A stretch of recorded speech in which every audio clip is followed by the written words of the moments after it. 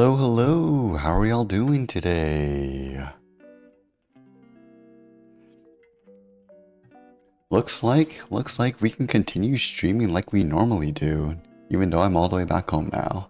Hello, Limit. Hello, Fire. Hello. I guess Shadows is gone. Hello, Mektig. How are y'all doing?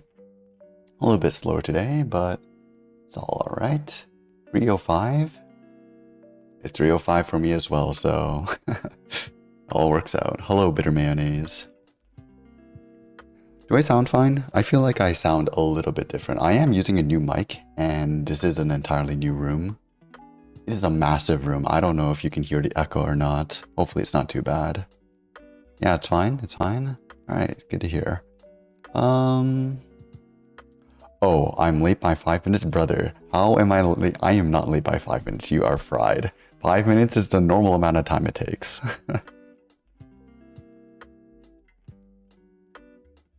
Check your mod chat, bro. Oh my god. You know, I'm not gonna argue with this. This is rage bait. This is actually just rage bait.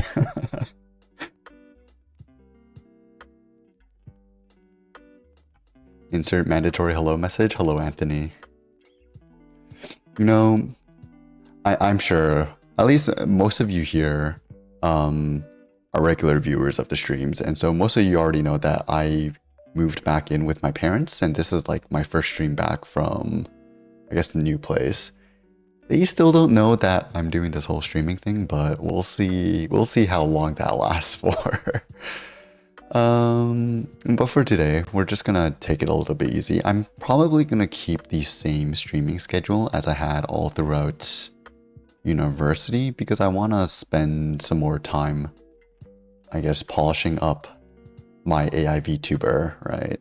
I think I'm getting close. I think if I really sit down and grind it out, maybe 2 more weeks and we could have something. But it all comes down to how good I can get the fine tuning, because that's the one part where I'm still not sure and I'm still really just exploring.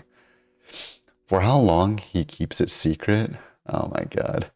I'm willing to bet maybe I think I can keep it a secret for maybe 1 more month. It's inevitable. I feel like at some point I will have to I will have to tell them, or they will just find out on their own. But I'm hoping at least for 1 month.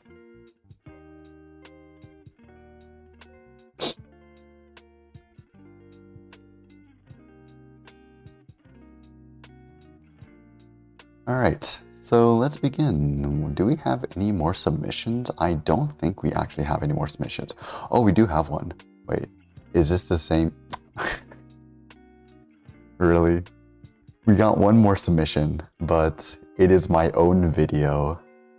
Brother, I am not reacting to my own content. Hello, Noel. How are you doing? Fuck, there was something that I wanted to say.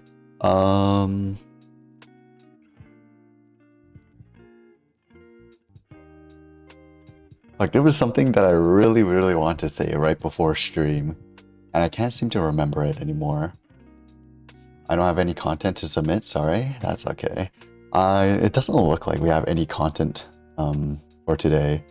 We should just, like, try finding articles on our own. I don't even know where people would even normally find those articles. Maybe they just follow the Medium or whatever, or just follow people on X or Blue Sky, and then they post shit there, and they just go and read that. I don't fucking know. Sure, let's read the news. Thing is, I don't even read news either. What's X? You know what X is. I only know Twitter. Just stay clear of the OpenAI lawsuit? What the fuck is the OpenAI lawsuit? What have I missed? Wait. I need a OpenAI lawsuit. Now you got me intrigued. 1 day ago. The continuation of AI's influence on people and their mental health, I see. Hold on, let me check the Medium, because I've never actually looked at the Medium outside of very specific articles that I get linked to. Like, what the fuck is this site? It's just a blog posting site, right? Human stories. I gotta log in with Google. Okay, sure.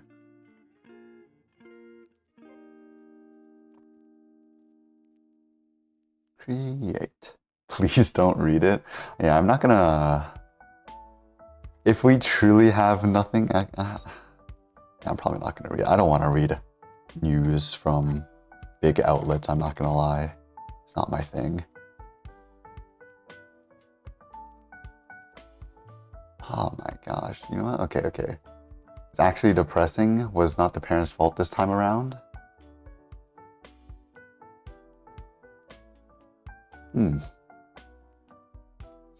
Interesting. I can't remember. There were a lot of instances of, I don't know, people becoming really reliant or really dependent on ChatGPT and OpenAI, but I don't know like how that one plays out in particular. I don't know. All right, making a Medium account for the first time. What the fuck do we put in here? Yes, Alpha Chat self-improvement. Machine learning. We'll just pick all the tech stuff so we can actually have stuff to read, right? Crypto, not really interested. Software development, AI, software engineering, blah, blah, blah, blah, blah. I guess whatever. This is good enough. Hi, hello, Danon. How are you doing? Friend membership? I don't want to pay. Continue with free. Yes. All right, what do we have here? Oh, we actually have articles.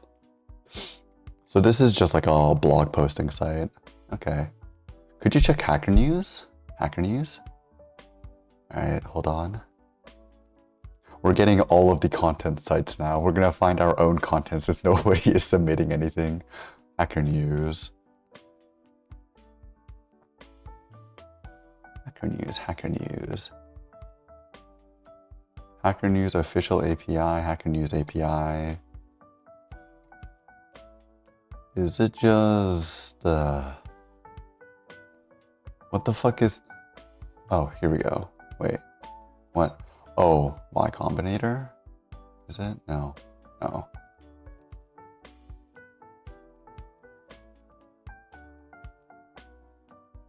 What the fuck is Hacker News? Is it like... Is Y Combinator? Oh. Why does it look like 4chan? Why does it look like a 4chan fucking forum? Is this it?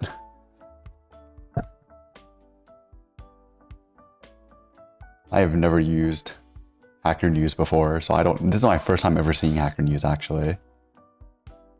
Hacker News official API.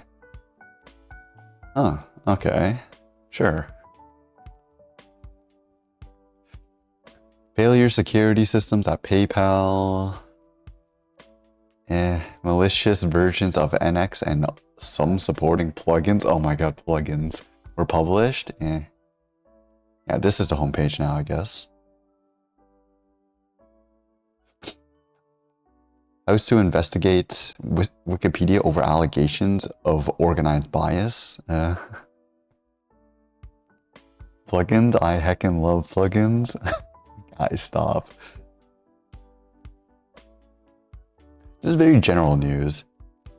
I feel like the blog posts would be more interesting though. I guess Medium is better for that. I don't know. I'll keep this here for now.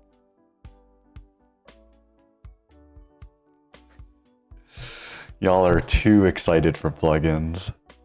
MCP is as close as we'll get to plugins for the time being, unfortunately. AI killed my coding brain and I'm rebuilding it. You know what? This actually sounds kind of interesting. Should we read this one? What else do we have? Schrodinger's Garbage Bin, NLP Illustrated. Yes, I love these titles. Limit, have you heard people are creating sentient animatronics like Nav? They've been doing that for, okay. Sentient, as far as we consider LLMs as sentient. They've been doing that for a pretty long while, and I'm pretty sure like Noel is doing something similar. I don't know whether you would actually call it animatronics, but it's like still embedding it into a robot, right?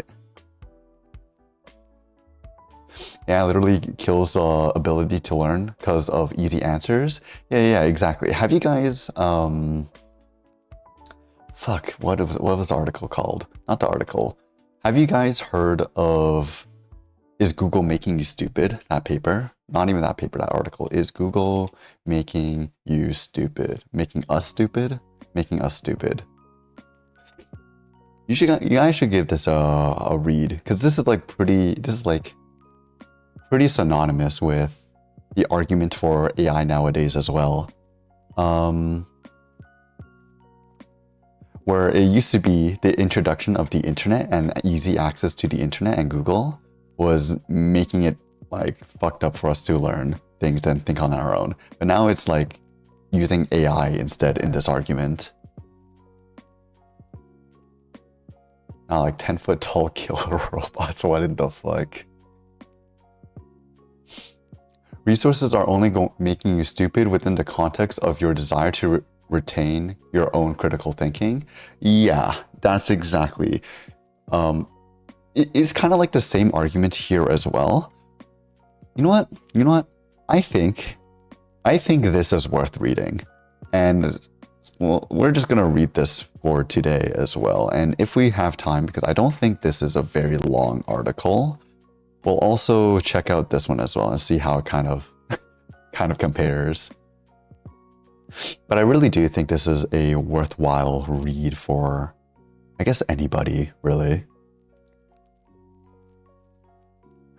The font on this website really makes me want to beat them up. What, this one? What's wrong with Times New Roman? I'm fine with Times New Roman. Brain nourishment streams. I mean, isn't that what most of these content farming streams are? These article reacts? They're literally brain nourishment. Or maybe not half the time, but like a lot of the times. It's extremely thin. It's mid-gray on white. Mid-gray on white? Really? I wouldn't, and this feels pretty black to me. I guess maybe on stream it looks a little bit different. I don't know. I'm fine with this. All right. Let's read this. Is Google Making Us Stupid by Nicholas Carr. All right, here we go. Dave, stop, will you? Stop, Dave. Will you stop, Dave? So the supercomputer HAL pleads with the implacable astronaut Dave Bowman in a famous and weirdly poignant scene towards the end of Stanley Kubrick's Space Odyssey. I actually can't speak. Hold on. It's been a while since I had to fucking speak this much. Alright. Bowman, having nearly been sent to a deep space death by the malfunctioning machine, is calmly, coldly disconnecting the memory circuits that control its artificial brain. Dave, my mind is going, Hal says. Oh, I cannot read that. Forlornly. I can feel it. I can feel it too. Over the past few years, I've had an uncontrollable sense that someone or something has been tinkering with my brain, remapping the neural circuitry, reprogramming the memory. My mind isn't going, so far as I can tell, but it's changing. I'm not thinking the way I used to think. I can feel it most strongly when I'm reading.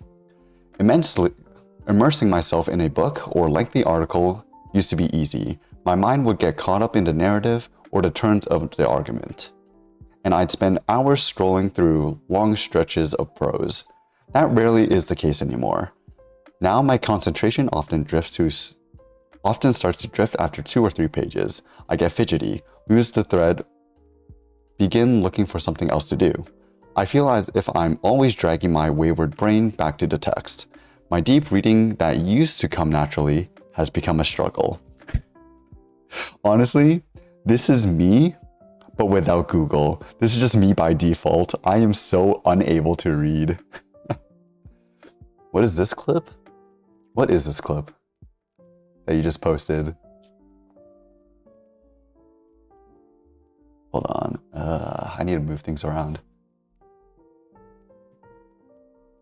What is this clip you just posted, man? I don't, and this feels pretty black to me. Like, what the fuck even is this clip, Haku?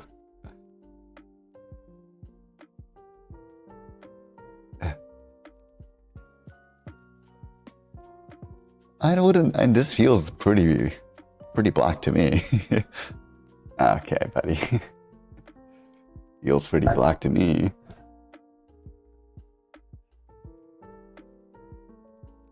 But yeah, honestly, I don't know why.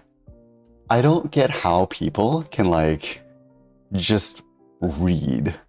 I feel like I've always had such a tough time reading anything. Whether it be like at the pace of speaking or just in general inside of my own mind.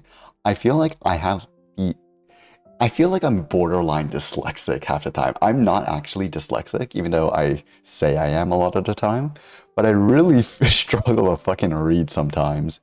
Like, it's been, I don't know. It's not even like I don't read either. But for some reason, I just can't concentrate on the words on the fucking text.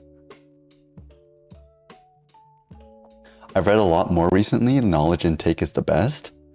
I would try and read more, but honestly, it is such a struggle for me to read a lot of the time.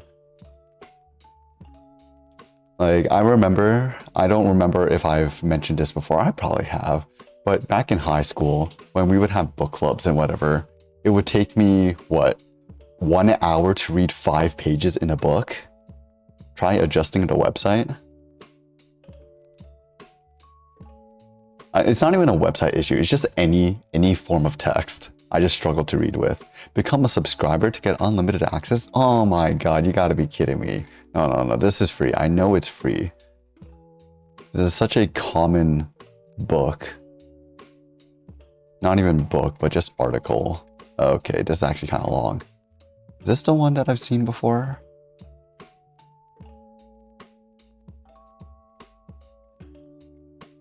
You know what? This is good enough.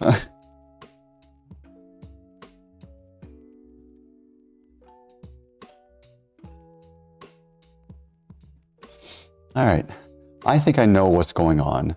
For more than a decade now, I've been spending a lot of my time online, searching and surfing and sometimes adding the great databases of the internet. Or adding to the great databases of the internet. The web has been a godsend to me as a writer. Research that once required days in the stacks or periodical rooms of libraries can now be done in minutes. A few Google searches, some quick clicks on hyperlinks, and I've got the telltale fact or pithy quote I was after. Even when I'm not working, I'm as likely as not to be foraging in the web's info thickets, reading and writing emails, scanning headlines and blog posts, watching videos and listening to podcasts, or just tripping from link to link to link. Gatekeeping information, we are getting so close to 1984. I mean, it's always been like this. We've always been gatekeeping information. But it's like, man, imagine the times when you had to go to the library to get information, and even then you couldn't get all the information you wanted to. Nowadays it's so fucking hard. Like, I remember when I first moved onto campus for university, I went to the library because I wanted to like practice reading, and so I wanted to read some books, right?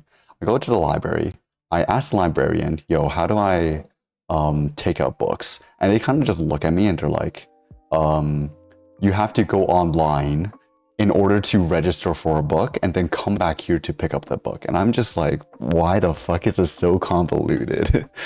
Like, for public libraries, at least I hope this is still the case, you would just get a library card and then you would come and go using the library card to just be like, okay, I'm taking out this book for today, and I'll check it into that library card. But what the fuck is going on at my university? Is still the case? I hope it's still the case, yeah, but like, my university, fucking hell, man. The fact that you have to go online in order to take out the book, then go to the university to take it out in person is so fucking backwards. Searching for info makes you greedy for knowledge. Nowadays, I'm so lazy to read and so short-tempered to stick to it. I don't think you can be too short-tempered for fucking reading. I think, if anything, it's just an attention issue. Yeah, in Italy, we still have a library card. Okay, that's good to see. But it's like, I guess in regions where technology becomes more and more prevalent, that's the thing that I hate about it. It's like, the more that we start to rely on the internet, the more that they just kind of forget about the offline options. And then at that point, that's when enshittification starts to happen, right? Like, I want there to be offline options because offline options is just the most reliable, right? Even if it's like we digitize everything, offline options should still be there for like the non-technological literate, right? It's just moving everything to online, while it is convenient in some senses, it is also contributing to enshittification. Where was I? For me, as for others, the net is becoming a universal medium, the conduit for most of the information that flows through my eyes and ears and into my mind. The advantages of having immediate access to such an incredibly rich store of information are many, and they've been I can't speak, and they've been widely described and duly applauded. The perfect recall of the silicon memory, Wired Clives Thompson has written, can be an enormous boon to thinking, but that boon comes at a price. As the media theorist Marshall McLuhan pointed out in the 1960s, media is not just passive channels of information. They supply the stuff of thought, but they also shape the process of thought. And what the net seems to be doing is chipping away my capacity for concentration and contemplation. My mind now expects to take in information the way net distributes it, in a swiftly moving stream of particles. Once I was a scuba diver in the sea of words, now I zip along the surface like a guy on a jet ski. Yeah. A part of me, okay, the more that I read about this, it's been a while since I actually read this article, but the more that I read through this article, I'm starting to think that it's not just the I guess it is part of the convenience. It's not just the fact that the answers are given to you immediately, but it's the fact that you don't actually have to search through many different books in order to find your answers, right? I feel like the act of just searching for your answer also engages and immerses yourself inside of the process of actually finding that solution.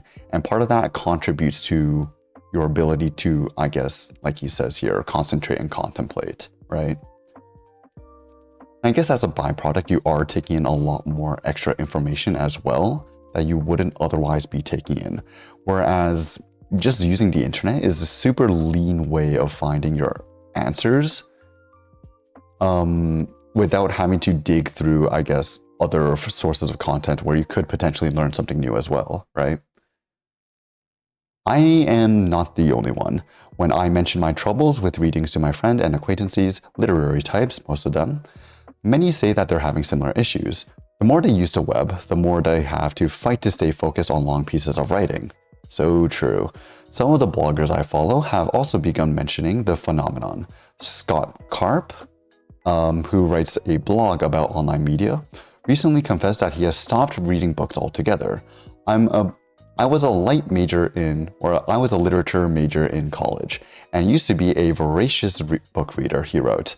What happened? He speculates on the answer. What if I do all my reading on the web, not so much because the way I read has changed, i.e. I am seeking convenience, but because the way I think has changed? Bruce Friedman, who blogs regularly about the use of computers in medicine, also has described how the internet has altered his mental habits. I now have almost totally lost the ability to read and absorb in longish articles on the web or in print, he wrote earlier this year. A pathologist who has long been on the faculty of the University of Michigan Medical School, Friedman elaborated on his comment in the telephone conversation with me. His thinking, he said, has taken on a staccato quality, reflecting the way he quickly scans short passages of text from many sources online. I can't read War and Peace anymore, he admitted. I've lost the ability to do that. Even a blog post of more than 3 or 4 paragraphs is too much to absorb. I skim it. And this shit is getting even worse with fucking short form content, don't you agree? Anecdotes alone don't prove much, and we still await for long-term neurological and psychological experiments that will provide a definitive picture of how internet use affects cognition. But a recently published study of online research habits conducted by scholars of the University College London suggests that we may well be in the midst of a sea of change in the way we read and think. As part of a 5-year research program, the scholars examined computer logs documenting the behavior of visitors to 2 popular research sites, one operated by the British Library and one by the UK Educational Consortium, that provide access to journal articles, e-books, and other sources of written information. I am not gonna lie, I kind of zoned out through all of this. What the fuck did they say? So basically, okay, he's just saying that, or Nicholas Carr, I'm assuming it's a he just said that I guess there isn't actually research backing this up, but this is all anecdotal. I guess that makes sense, right? Given that this was 2008 isn't even that short of a time since the inception of the internet, or since the popularization of the internet. Not gonna lie, War and Peace is not that interesting a book. Had to read it in school and I did not enjoy it as much as Crime and Punishment. Why do those two sound so familiar? War and Peace, Crime and Punishment? I don't know, I haven't read either. I'm not much of a book guy. I guess that's kind of evident from my inability to read. But I don't know. There hasn't really been that many books, or I guess there hasn't really been a single instance in my life where I can really say that I've been able to read well for long periods of time. Maybe for like very short spurts, but again, five pages in 1 hour is not a good pace, or not an immersed pace. They found that people using the sites exhibited a form of skimming activity. Honestly, like,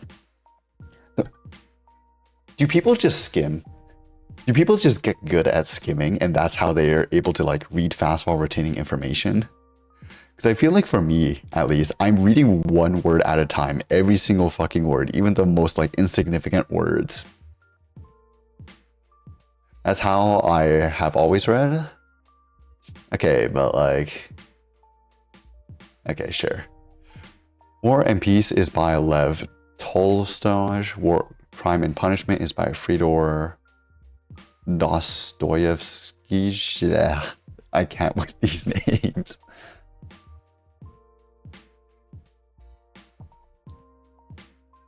War and Peace is insane for mixing French and Russian and having 6 tomes? What in the fuck?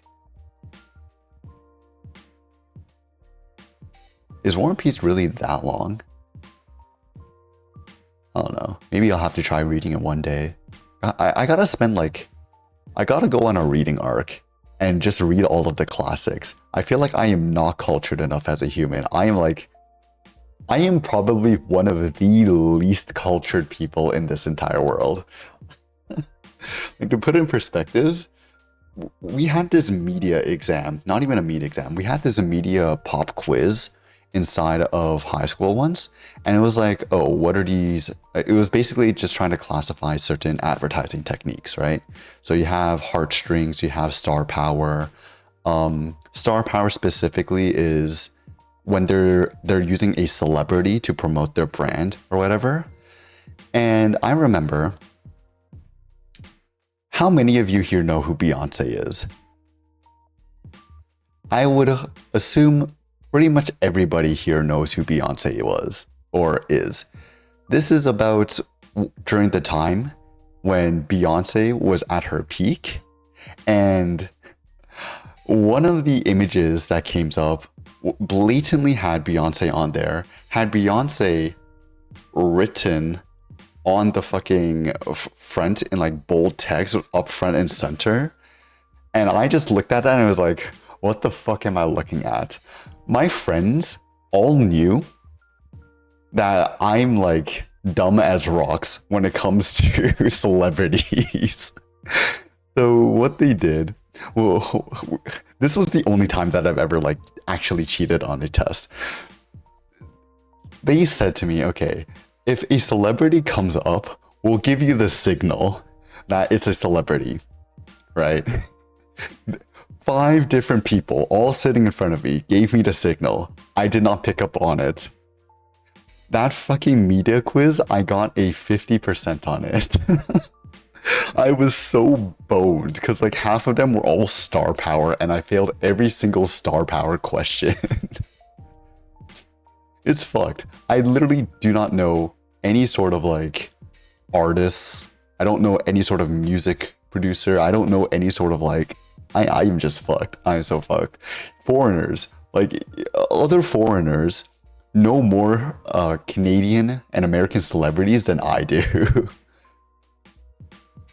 If you want to check what I sent in mod chat about fonts, you mean like changing my default font?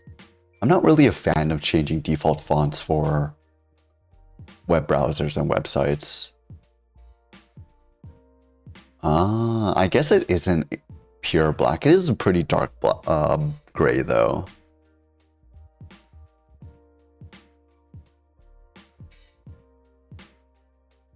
I don't know. I am typically fine reading Times New Roman.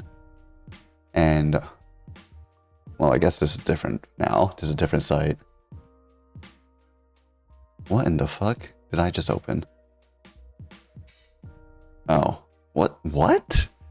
Hold on. Okay, where the fuck were we? But yeah, I am someone who lives under a fucking rock. I don't even know many other streamers on the site. I am as dumb as as it gets. I am actually living under a rock. So I need people like Haku to actually help me connect with other people, because otherwise I just don't know who they are.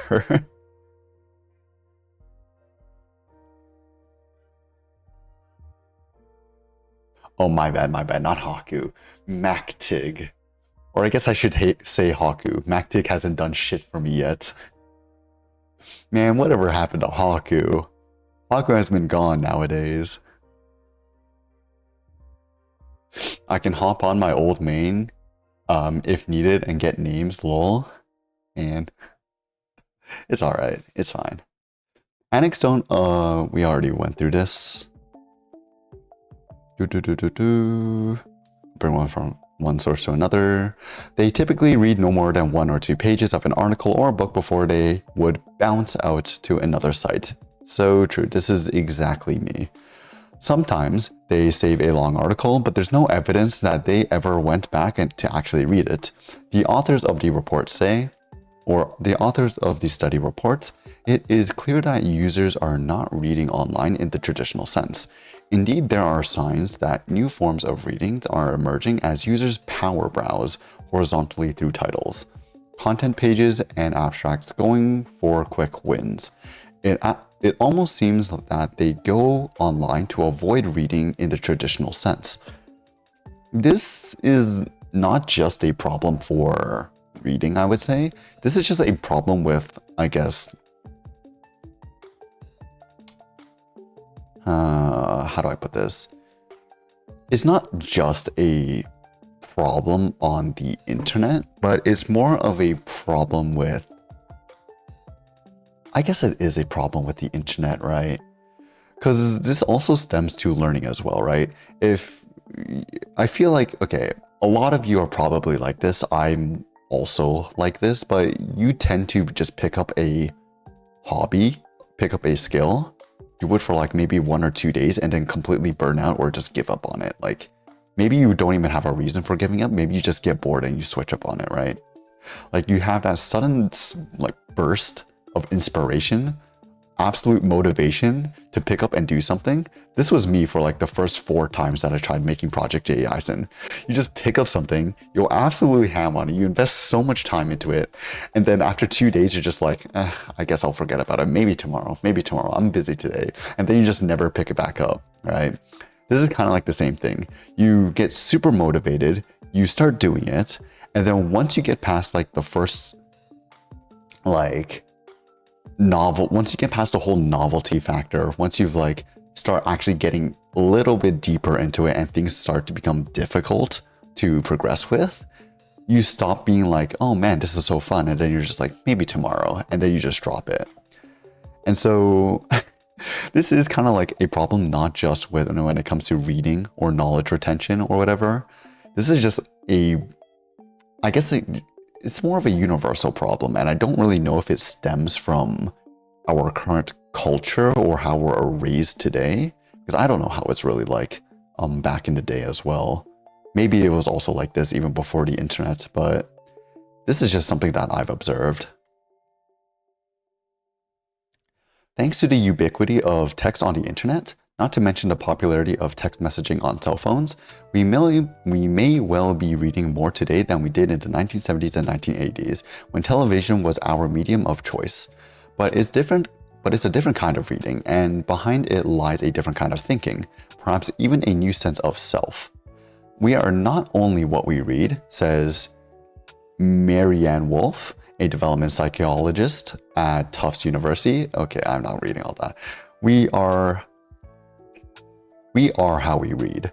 Wolf worries that the style of reading promoted by the net, a style that puts efficiency and immediacy above all else, may be weakening our capacity for the kind of deep learning that emerged when in earlier technology, the print press made long and complex works of prose commonplace. When we read online, she says, we tend to become mere decoders of information. Our ability to interpret text, to make the rich mental connections that form when we read deeply and without distraction, remains largely disengaged. Okay, no, I have to disagree with this point. I don't think the medium in which we read text really changes how we think about the text, right? I guess the main thing that really changes how we think about the text or how we engage with the text is the amount of time and commitment we spent in trying to actually get to the text, right? Because it's so easy for us to just open a hyperlink or open a link and then start reading an article, we feel like we can just do that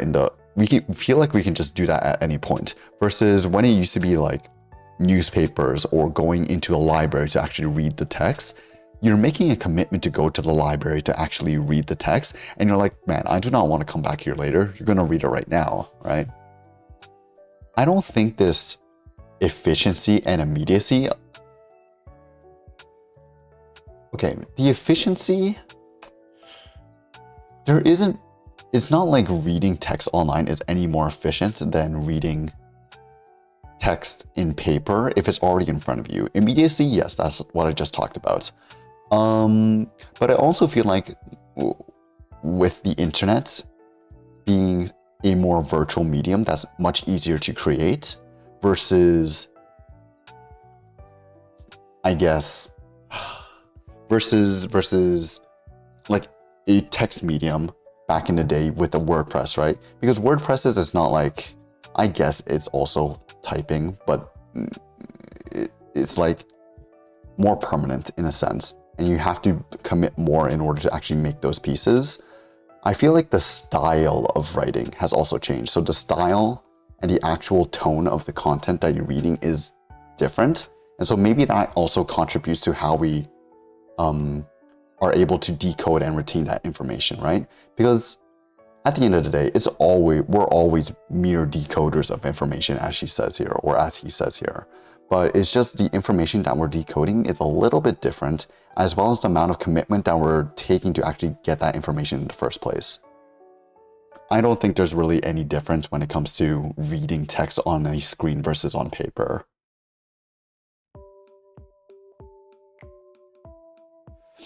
Yeah, so I don't really agree with this point. Reading explains Wolf is not an instinctive skill of human beings. It's not etched in our genes the way speech is. We have to teach our minds to translate the symbolic characters we see into the language we understand. You see, okay, but this argument can also be made for paper text as well, right?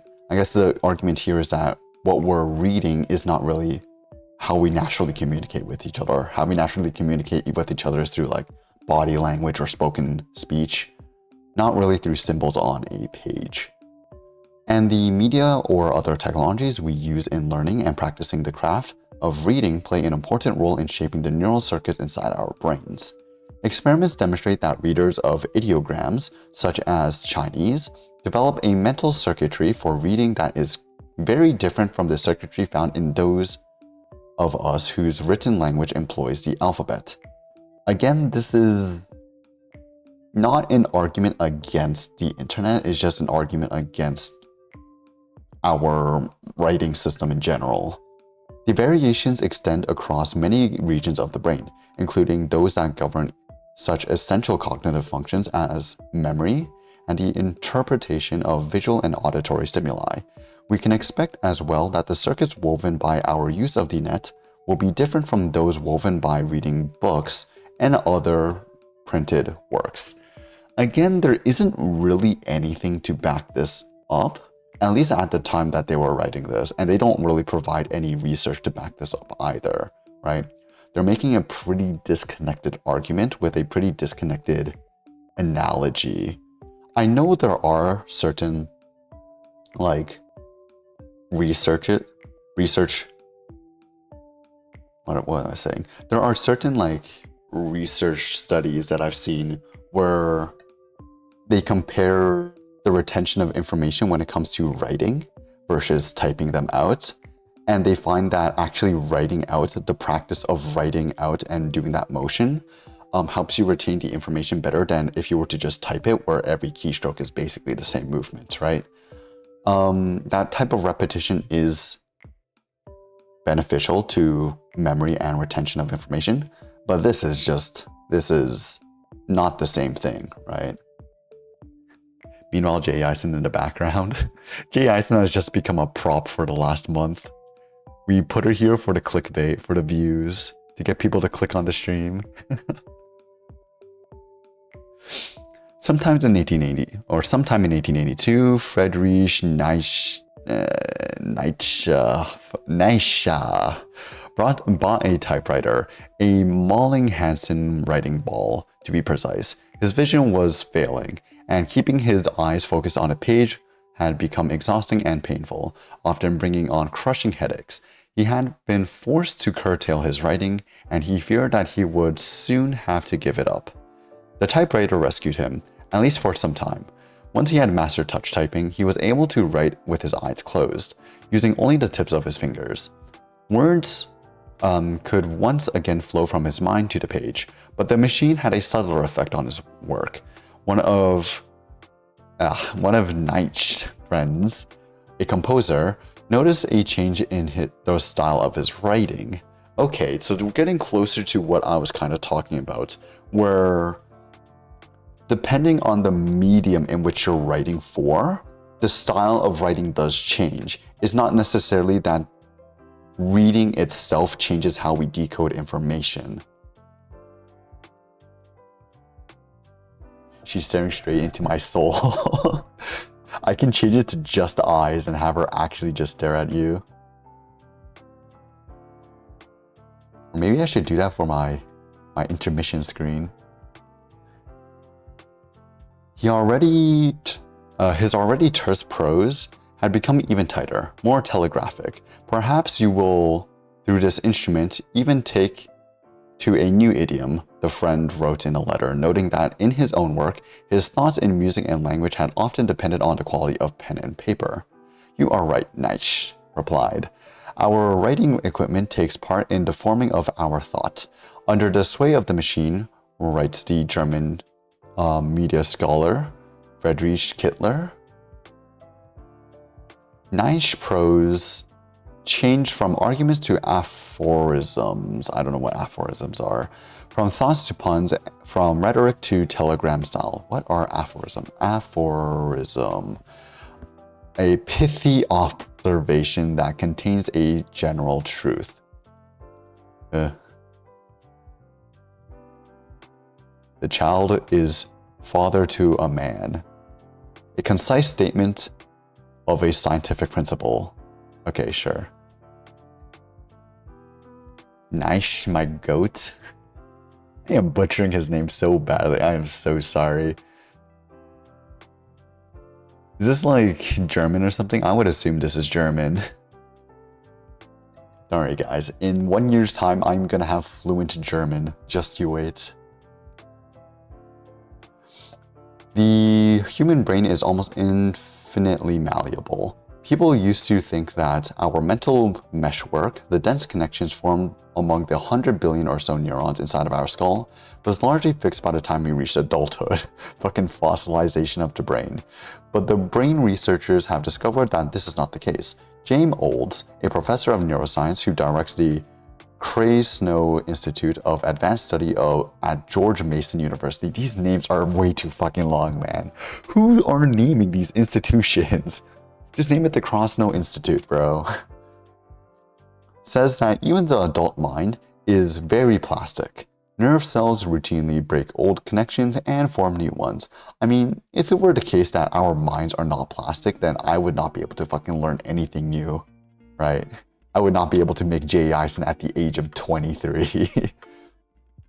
At what point were they thinking the brain fossilized though? I would assume it would be like in their 30s or 40s, because 20s are still learning a lot. And I think it would be pretty evident that we're learning a lot, right? But I guess given a lifespan back then, I would say 40 years old is when they're considering it to be adulthood. Because I don't know if you guys know this, but we technically go through a second puberty. Men. When do men go through their second puberty? Beginning in the 20s and continuing on into 30s and 40s. So your body is definitely changing still. And I would say until you reach your 40s, you technically haven't reached peak adulthood, let's say. My dude truly has not studied philosophy. I have truly not studied philosophy. No. Actually, no. I have studied a little bit of philosophy. I just have not remembered names. I am not somebody that likes to remember names. And I think it's also pretty evident by the fact that I do not know celebrities. Like, it's not just names. It's terminology in general as well. I used to be hella into science.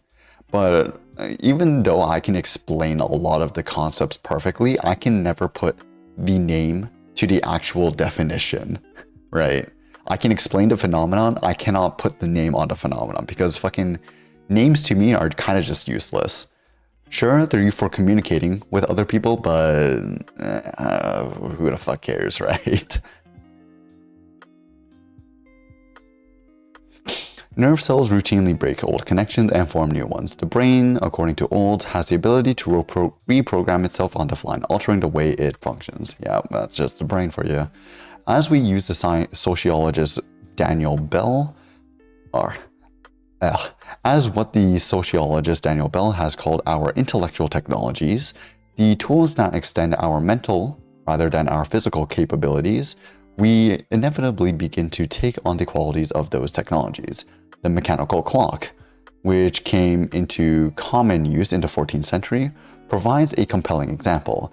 In Technics and Civilization, the historian and cultural critic Lewis Mumford described how the clock dissociated time from human events and helped create a belief in an independent world of mathematically measurable consequences.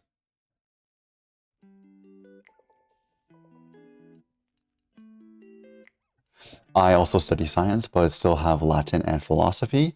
I originally did want to study philosophy in university, but then I ended up just studying psychology. I don't know why. I just felt like I didn't want to write as much for philosophy. So just because of how much time I was already spending on other CS courses. But what is he trying to make with this point? The tools that extend our mental rather than our physical capacities. As we use what this sociologist Daniel Bell has called our blah blah blah blah blah, we inevitably begin to take on the qualities of those technologies. This is a pretty abstract connection, or at least this is a pretty abstract quality for a mechanical clock. I mean, I kind of get what he's saying. What he's trying to say is that the invention of new technologies kind of changes the way in which we think or perceive the world, right? Whereas we used to kind of think of human events as just being things that happen and not really assigning a time or a date to these specific things, like, oh, this happened for 20 hours on this specific day, right? Maybe they still had calendars, sure, but we never really tried to keep time or schedule things or to keep track of these, the duration of things that happen throughout the day. However, the invention of the clock allowed us to start measuring time throughout the day. And so this kind of gave us this concept of things being mathematically measurable, or having time being measurable, the passage of time being measurable, which opens a bunch of gateways for like physics and whatnot. The abstract framework of divided time, became the point of reference for both action and thought. The clock's methodical ticking helped bring into being the scientific mind and the scientific man, which is kind of what I was trying to describe before. But it also took something away. As the late MIT computer scientist Joseph Weizenbaum observed in his 1976 book, I'm not trying to read all of that, the conception of the world that emerged from the widespread use of timekeeping instruments remains an impoverished version of the older one, for it rests on a rejection of those direct experiences that formed the basis for and indeed constituted the old reality. What? The conception of the world that emerged from the widespread use of timekeeping instruments remains an impoverished version of the older one. What does he mean by this? For it rests on a rejection of those direct experiences that formed the basis for the old reality.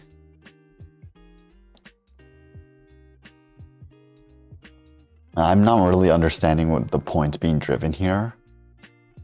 I guess he's trying to say, like, our view of the world, not really associating time and duration to human events, has kind of shifted how we think about the world, and we can no longer go back to that way of thinking.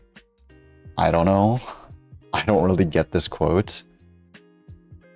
In deciding when to eat, to work, to sleep, to rise, we stopped listening to our senses and started obeying the clock. Okay, so this is what he's saying.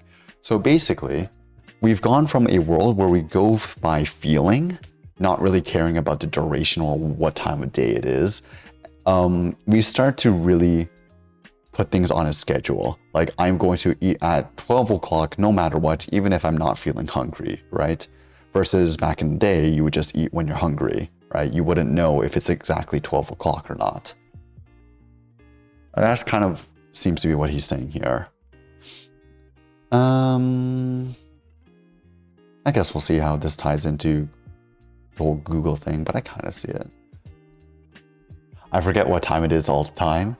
Yeah, like, I don't know about you, but I kind of follow the mantra of just eating or doing things when I feel like it and not really caring about the time. I'll be honest, I forget, like, I don't even, the only thing that I keep track of time for throughout the day is 1, classes, which I don't need to care about anymore, and 2, when the fuck am I gonna stream? That is the only things that I really check the time for. Like for sleeping, I just sleep when I feel like it. I'll sometimes sleep at 3, sometimes I'll sleep at just 9 p.m. Like, it doesn't really matter to me. My saving grace has always been having a watch on me. I also have a watch on me, but it's a smartwatch. I only use it for tracking my health. I don't even use it for fucking checking the time most of the time. I don't know, maybe that's why my time management skills are so bad. I'm the type of guy to just absolutely wing everything, miss due dates because I don't track anything, and then I'll miss it and be like, ah, shit, here we go again. All throughout university, I used to have like this one friend of mine who would keep track of all of the deadlines and due dates for me. So I wouldn't keep track of the calendar or due dates for anything. And so he would always come to me and be like, yo, our assignment is due in like 3 days. Have you started? I was like, oh, it's due in 3 days. I guess I'll get started now. That has been me throughout all of fucking university. I've never kept track of dates or anything. I never had a calendar. I never had a schedule. I just let my friend let me know whenever a fucking assignment's about to be due, and that's when I start doing it. It works out. It worked out for some time, but now that like I'm supposed to be on my own, independent, I gotta pick up my act, man.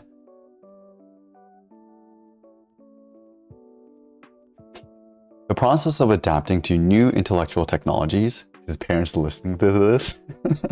My parents know this as well. My parents will say like, oh, Limit is so organized and whatnot, but I'll be like, no, I am not organized. Like, I'm not organized. I just get stuff done quickly. So it makes it look like I'm always getting stuff done on time, as though I had planned it in advance, but fuck no. I am the last minute king. The king of doing shit last minute. The process of adapting to new intellectual technologies is reflected in the changing metaphors we use to explain ourselves to ourselves. When a mechanical clock arrived, people began thinking of their brains as operating like clockwork. This is just idioms though. It's just idioms based on the times. I don't think it's really relevant. Today, in the age of software, we have come to think of them as operating like computers, but the changes neuroscience tells us go much deeper than the metaphor. Thanks to our brain's plasticity, the adaptation occurs also at the biological level. Okay, let's see it. So you just push yourself to the absolute limit and do it in one go? Kinda, yeah.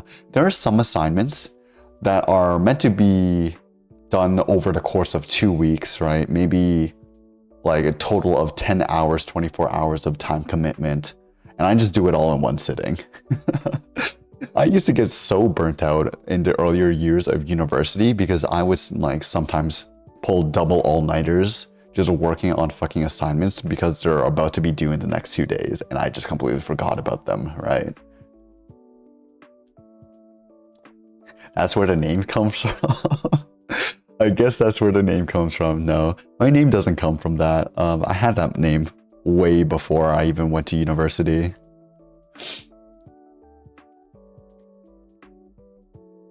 I was like that in high school as well, but I guess high school was a little bit better because at least you had teachers pestering you all the time, telling you things are due well in advance, and that's just when you start doing them, right? High school was also way easier. You can spend 1 hour, finish your fucking projects for the term. I guess that's just me though. The internet promises to have practically far-reaching effects on cognition. In a paper published in 1936, the British mathematician Alan Turing proved that the digital computer, which at the time existed only as a theoretical machine, could be programmed to perform the function of any information processing device. And that's what we're seeing today. The internet, an immeasurably powerful computing system, is subsuming most of our other intellectual technologies, is becoming our map and our clock, our printing press and our typewriter, our calculator and our telephone, and our radio and TV. Not really. I mean, okay, some of this is true, but this is just software in general. This isn't particularly the internet, right? So I guess the real title for this article shouldn't be, is Google making you stupid? It should be, is the computer making you stupid? I think that's a more accurate title for this entire article so far. Now I'm the same, I can read like 400 pages in a few hours. 400 pages in a few hours? Because I know I wouldn't return to continue. Same with coding. Won't return to continue, same with coding. 400 pages in a few hours? I wish I could do that. It would be like 400 pages in a few days for me. 400 pages in a week. Oh shit.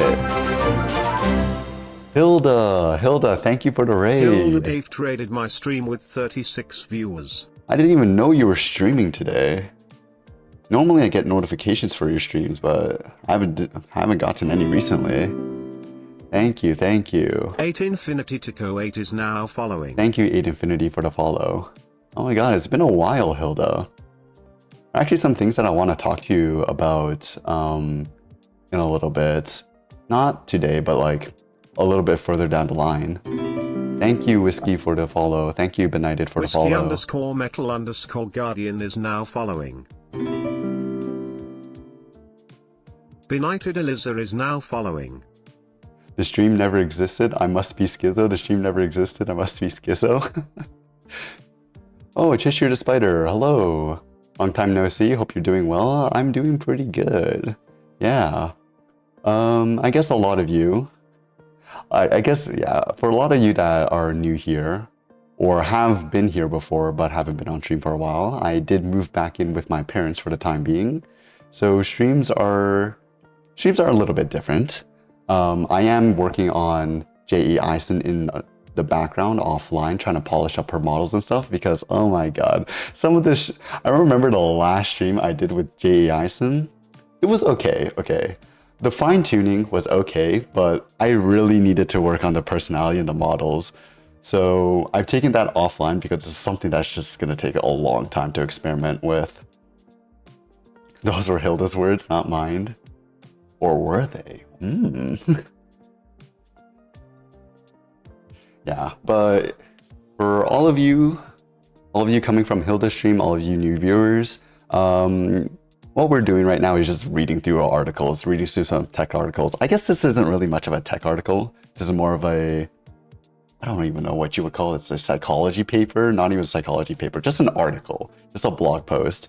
It's called, Is Google Making You Stupid? And I feel like, honestly, this is one article everybody should read at some point, at least in the modern day. Wouldn't consider it a classic, but I think it's pretty interesting to think about. He is trying to read it. I am attempting to read it to the best of my ability, to the best of my dyslexic brain ability. Where were we though? Fuck, I forgot where we are. Here we go. When the net absorbs a medium, that medium is recreated in the net's image. It injects the medium's contents with hyperlinks, blinking ads, and other digital... What the hell is this word? Gewgaws. Other digital gewgaws. I feel like this is a slur of some kind. I'm not gonna lie. Gewgaws. And it surrounded the content with the content of all the other media it has absorbed.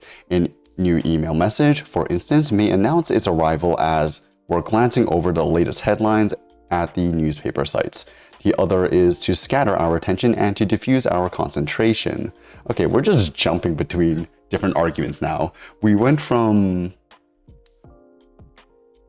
Wait. How does this even relate to what was previously being said? Previously, what was being said was, okay, our way of thinking, the way our brain processes information or forms connections kind of changes depending on the technologies of the time, right? We form new idioms, we form, I guess not even just new idioms, but just like forming new connections and new perspectives on things through the different technologies of the time, right? But this is just completely different. What the fuck are we? Okay, I get the point this is making to the overall thing, but we just completely dropped the previous argument. This is pretty much saying like, okay, yeah, obviously on the computer, we have a bunch more different distractions, right? Sure, I guess. This is something to do with the internet, something to do with computers. This doesn't really change the way we think, though, or change the way in which we retain information. I don't know. Let's just see what their argument is. The net's influence doesn't end at the edges of the computer screen either. As people's minds become attuned to the crazy quilt of internet media, traditional media have to adapt to the audience's new expectations. Television programs add text crawls and pop-up ads, and magazines and newspapers shorten their articles, introduce capsule summaries, and crowd their pages with easy-to-browse info snippets. When in March of this year, the New York Times decided to devote the second and third pages of every edition to article abstracts, its design director, Tom Bodkin, explained that the shortcuts, quote unquote, would have harried readers to a quick taste of today's news, sparing them of the less efficient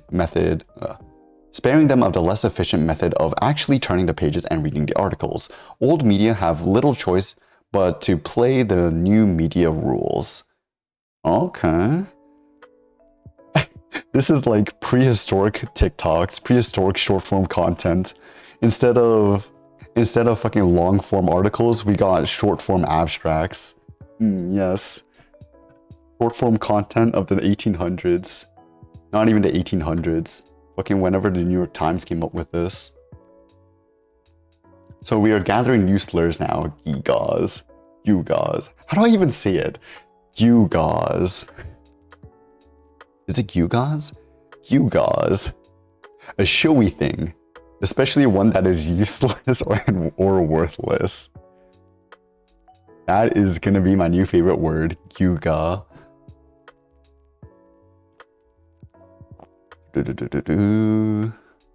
Yeah, basically fucking making things more short form content. This isn't helping with fucking attention span either. I guess that's one thing.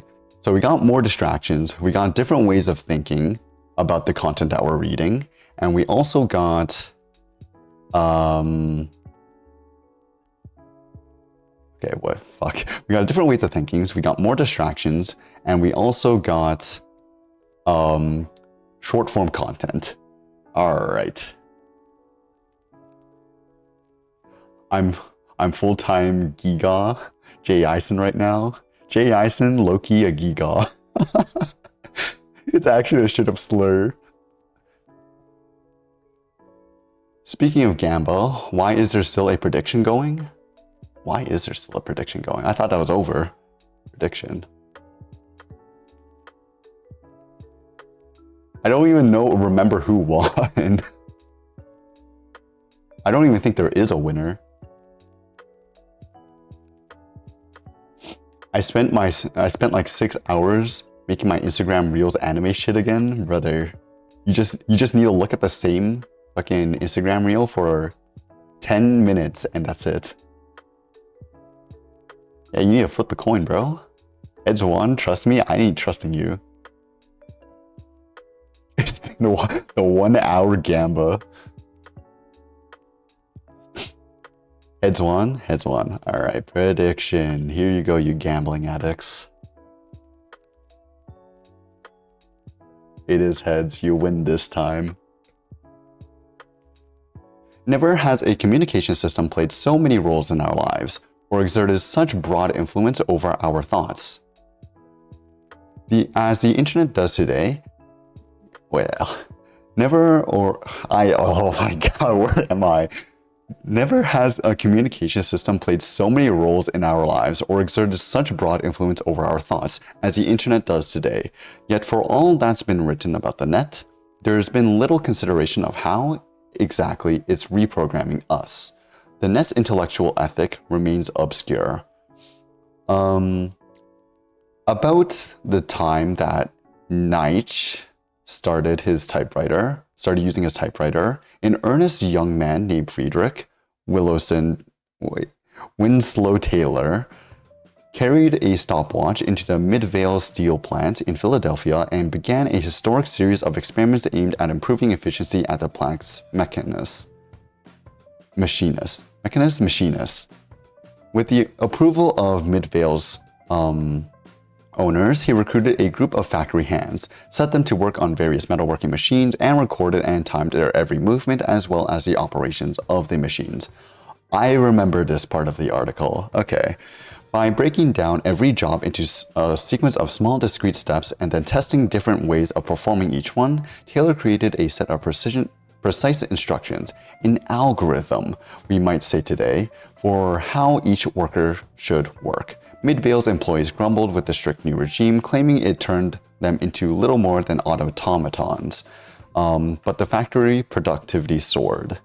Okay, so basically what this Frederick guy did, he basically got out a stopwatch and started micromanaging everybody, right? He started fucking doing splits with everybody's tasks throughout the day and trying to play around with how each person or how the entire team approached every single split or divided up the splits in order to achieve the most productivity possible, right?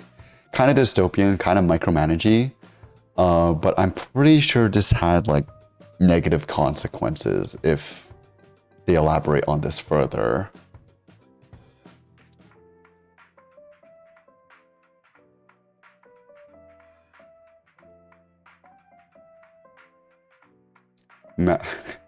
MacTig just tried to increase your attention span and increase the GABA addiction. Increase intention, but only to GABA.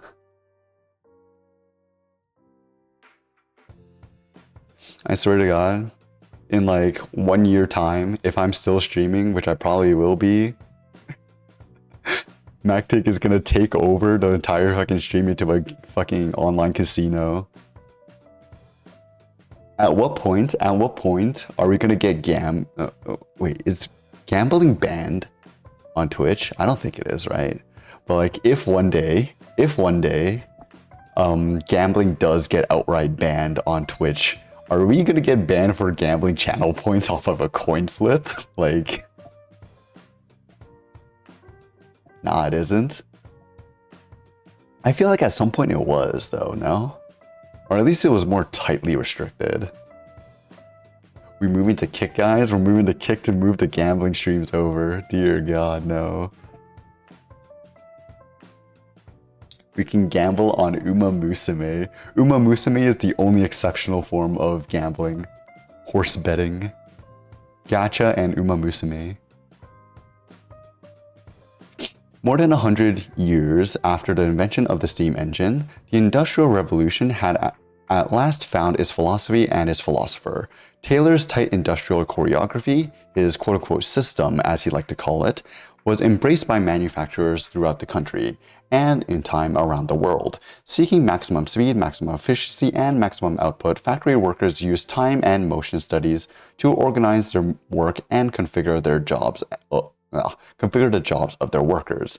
So basically, the introduction of this new method or this new introduction of this algorithm ended up leading to a more fine-grained division of roles, right? A more specialization of roles throughout all of industry across the world, which is what is being described here. The goal as Taylor defined, oh my God, don't take me over, no, no. Why are there hidden links throughout the article? Where were we?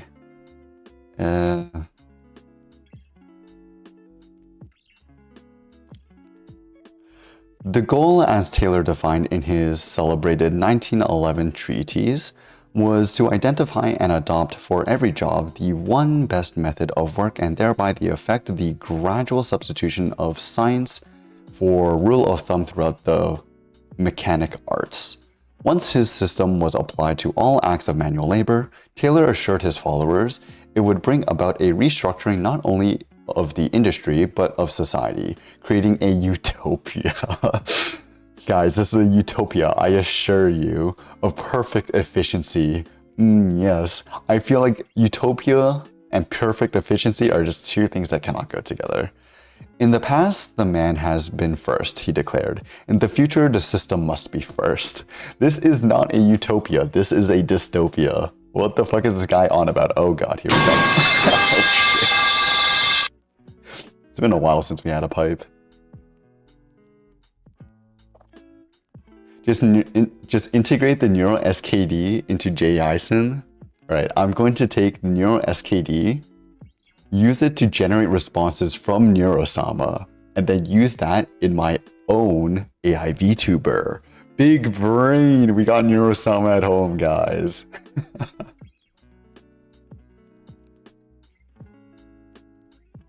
I don't know. Oh.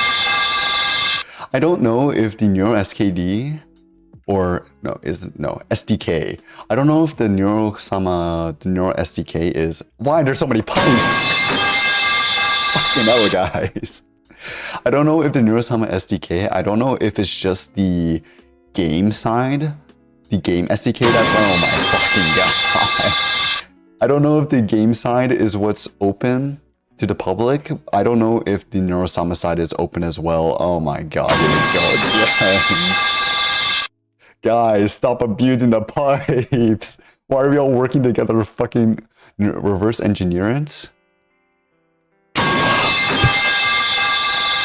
We're all just fucking teaming up on me now. What the hell? Reverse engineering? I could probably reverse engineer it, but... Oh, god. Mactig, did you put them up to this? I swear, man. This seems like something you would put them up to do. An entire chat out to get me. Oh, of course. We thought you missed the sound of pipes. I thought we were gonna go one stream without a sound effect, without a pipe. But I was wrong. We would never forget about our lovely pipes. Thank you, Marble Mouse, for the follow. Marble_mouse is now following. I'm pretty sure Neurosama hooks into the game and not the other way around. I'm assuming how Neurosama's SDK effectively is basically like an MCP server, right? Where the game is the MCP server and Neurosama is the client. So effectively, I'm not too sure exactly, right? Because I never actually looked at the API myself for the SDK, but I'm assuming it's basically like you define a bunch of endpoints, and then those endpoints or those controls are shown to Neuro, and Neuro can use her own game control LLM or her own responses to kind of guide or make decisions on what controls or what buttons they want to press, right? Or what they want to do inside of the game. So it's basically just like an MCP server. It probably isn't defined exactly like an MCP server, but I'm assuming it's basically just like define a bunch of controls or a bunch of capabilities, and then those capabilities can be used by Neurosama or decided upon by Neurosama what she wants to do in a turn-based manner, right? Which is why I don't think the Neuro SDK allows her to, I guess it does allow her to play more real-time games. It just really depends on how you implement it on the game side. But the Neuro SDK is much better when it comes to turn-based games and whatnot, right? Because it's, again, her interaction with the game is turn-based at the end of the day. That's just the nature of LLMs. Did you watch the Neuro car video? I did. I did watch it.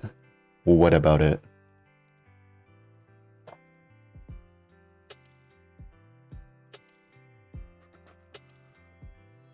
Once the system was applied to all okay.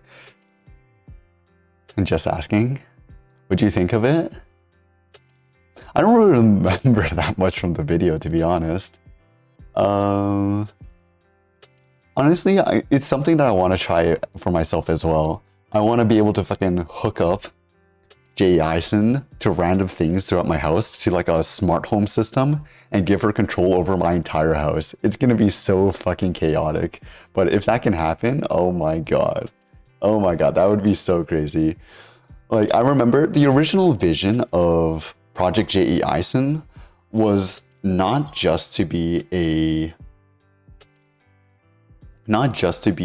AI VTuber project or an AI companion project, but to just be a more personalized home assistant, to kind of be like a home assistant that has a personality and to have the ability to integrate with, I guess, embedded hardware or its own robot and whatnot, right? The whole embedded and the whole hardware side of things is like pretty fucking hard, but it shouldn't be much harder to create a smart home assistant kind of API or give her smart home assistant controls, because that is at least is a little bit more standardized, right? Jay Eisen toaster? Yeah, exactly. I would let fucking Jay Eisen cook my entire meals for a day. Give her control over my entire kitchen.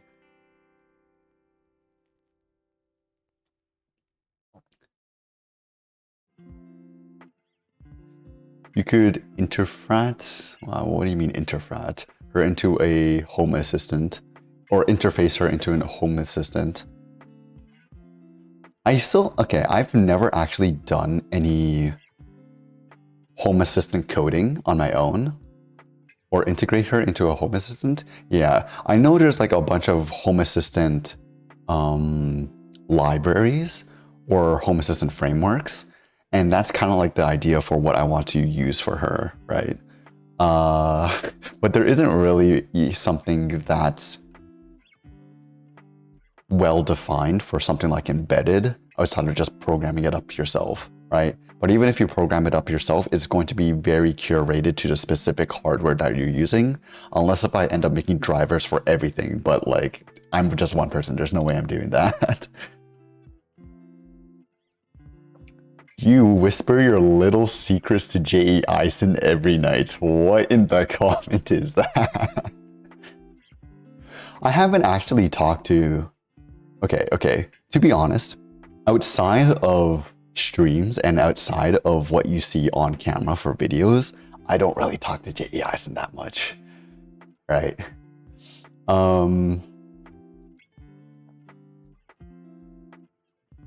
It would be interesting to see how she integrates as a home assistant. It'll be like fucking Jarvis. She'll be in my walls, quite literally, 24/7. I will be forced to talk to her 24/7.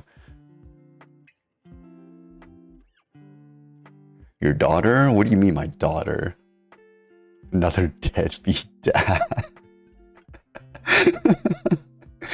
Jay Eisen can take care of herself, I'm sure. There is an API for entities, I think. There is SFOAM. I'll have to learn because I'm still relatively new when it comes to everything embedded, right? Like, my entire experience with embedded is programming everything from scratch in C, right? Like, zero libraries, you only have C and it's core libraries that you can use for embedded, like no virtual memory or anything. That's my entire experience with embedded. So I need to learn at least a little bit more for what kind of libraries there are out there. If I want to actually make something that's like general purpose, right? I don't know. I still don't know if the whole robot side of things is going to be general purpose. Definitely the home assistant would be. Thank you, Nameless, for the prime.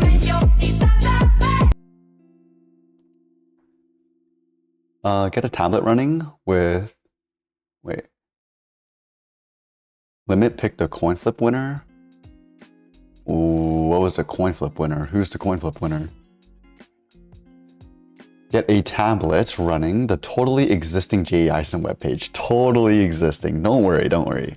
That will exist in...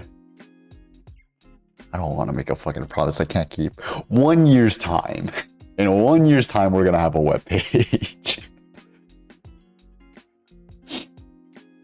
I do miss having a web page because having a web page or a web app for Project J.E. Eisen was so useful, but it was just so impractical to upkeep through all the refactors that I was doing. Heads won, but pick tails. Got you, I'll pick tails. No, I'm picking heads. Oh, would you look at that? 49% won. Question. You know that Neuro isn't using VTube Studio for her own model. Are you going to make a custom app for J.E. Eisen? I don't really see a point in using or making your own VTube Studio. I know how to make my own VTube Studio. Or at least I know the idea behind it because they have Live 2D. They have the Live 2D SDK, right? You have the Live 2D SDK. You can use this, because this is exactly what VTube Studio runs on as well, right? You can use this, create your own kind of interface. I don't really have a use for this, especially when VTube Studio already does the job pretty damn well. She used a 2D model in Unity. Yes, she's using a 2D model in Unity, but inside of Unity, Beetle is using this, right? Literally, there's Unity support right here. This is what Beetle is using. And so I don't really see a purpose in coding one up myself. I don't really need that much customization outside of what VTube Studio already provides, especially through their own WebSocket API. But I'm sure the reason why Beetle did it is because he just wanted an all-in-one application for it. YouTube Studio is also built on Unity. Yeah, VTube Studio is also built on Unity. It literally says it when you first open the application as well, right? But with time, you're gonna see limitations. It's gonna be a very niche use case in which I'm gonna see limitations. Because like so far, I've been playing around with VTube Studio quite a bit. And for all the purposes that I can at least think of, the features are already there, right? I know at the time that when Beetle was making Neurosama originally, VTube Studio didn't have a lot of the features it does today. I believe Sprout broadcasting. What's Sprout broadcasting? I don't know. There's like a feature inside of VTube Studio called Sprout, which allows you to basically use that as a individual source for OBS, for example, right? And so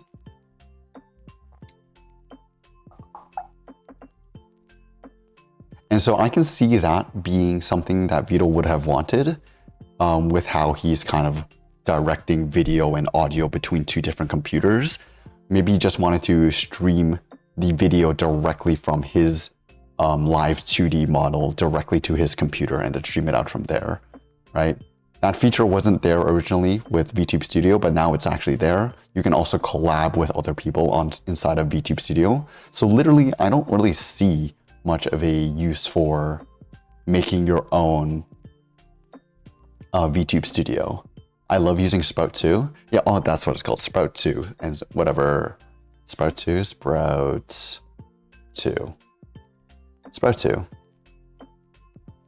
2 is pretty useful.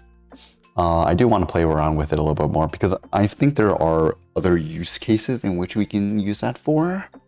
Because it's not just a VTube Studio specific thing. I'm pretty sure it's just an open source kind of project that you can add to any sort of like game or whatnot.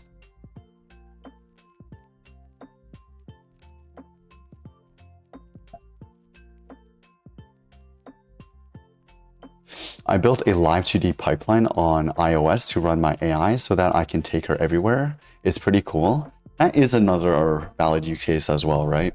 If you want to port her to other devices or port your, we can actually, I'm pretty sure, hold on, Live 2D SDK. I'm pretty sure there is a JavaScript version of the SDK. So we can possibly make a browser version of VTube Studio and then include that inside of Project JA Ison as well. That would be pretty cool. But we have, yeah, here we go. Cubism SDK for the web. And so on the web, it works for all of these. Okay, not Safari, but it works for Google Chrome on iOS and Android. So we could make a web application that displays JA Ison's model or whatever VTuber model. And then using that, you are able to pull up your VTuber and have them and be able to talk to them from your phone through like a Chrome browser or something, which is pretty cool. This is like one of the only use cases in which I would consider making my own VTube Studio.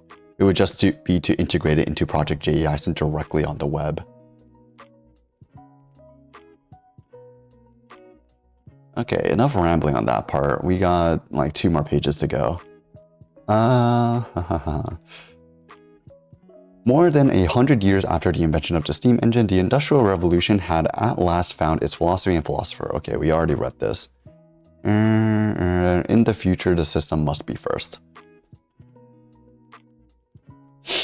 Oh my god, my nose is so itchy. Taylor's system is still very much with us. It remains the ethic of industrial manufacturing. And now, thanks to the growing power that computer engineers and software coders wield over their intellectual lives, Taylor's ethics is beginning to govern the realm of the mind as well. The internet is a machine designed for the efficient and automated collection, transmission, and manipulation of information.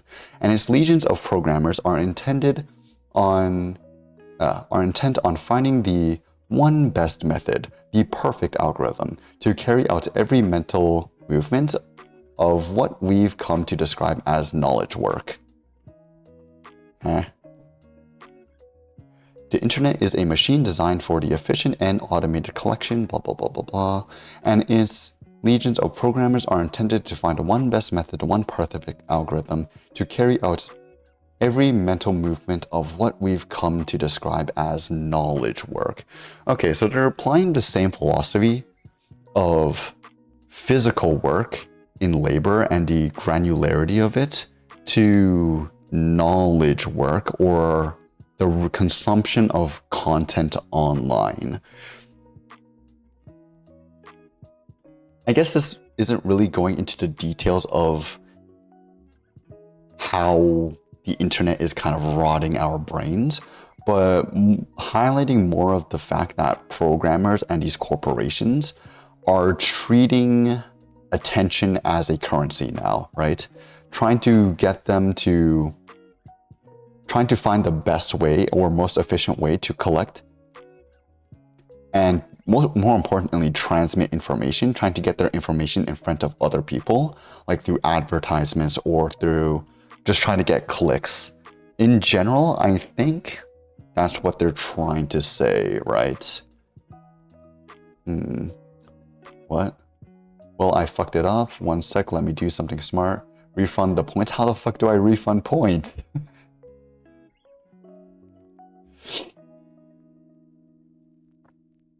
I don't know how to refund points. Unless you put up a prediction. Oh, you did. Yeah. Just click on MacTig. Alright, fine. Fine, you get your channel points back.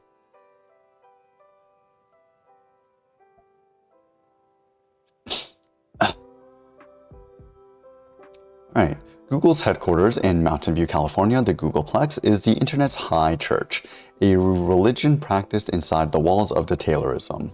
Google says its Google, says its chief executive, Eric Schmidt, is a company that's founded around the science of measurement and is striving to systematize everything it does, drawing on the terabytes of behavioral data it collects through its search engines and other sites. It carries out thousands of experiments a day, according to the Harvard Business Review, and it uses the results to refine the algorithms that increasingly control how people find information and extract meaning from it. Okay, I kind of see where this is going now.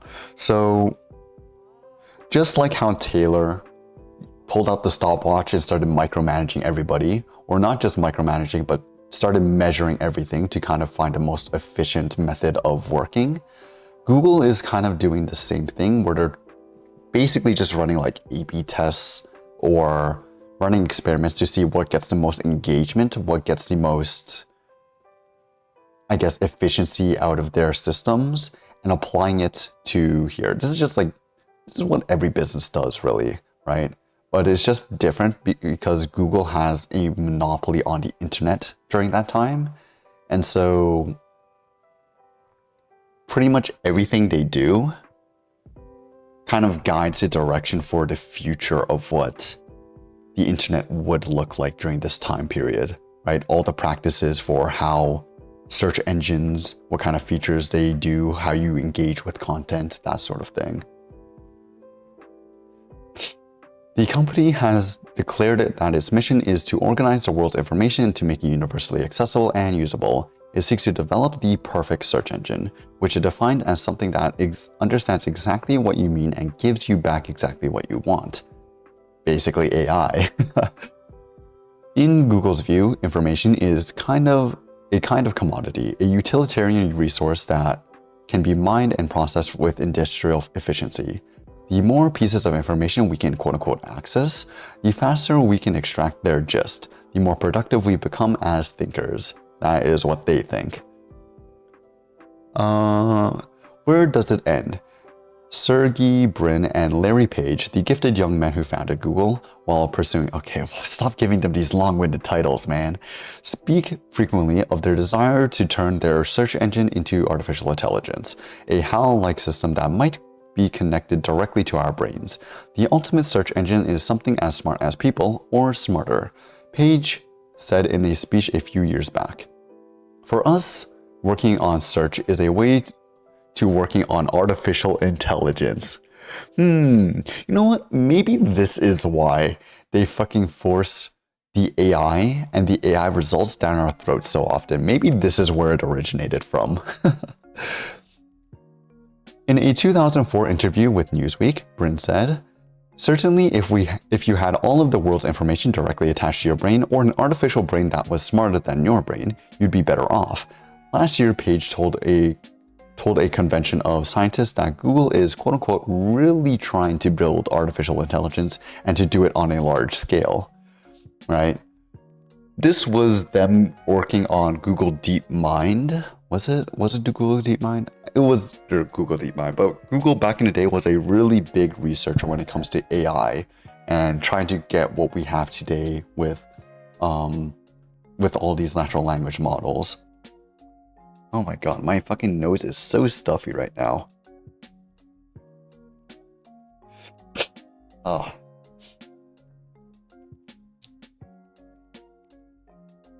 What if I have one account for picking winners? That works too, I guess, if you can pull that off. Limit hit prediction on delete under prediction. You have another one? Delete this one? I'll delete this one. So we say will be returned. Okay, yeah, delete. Okay.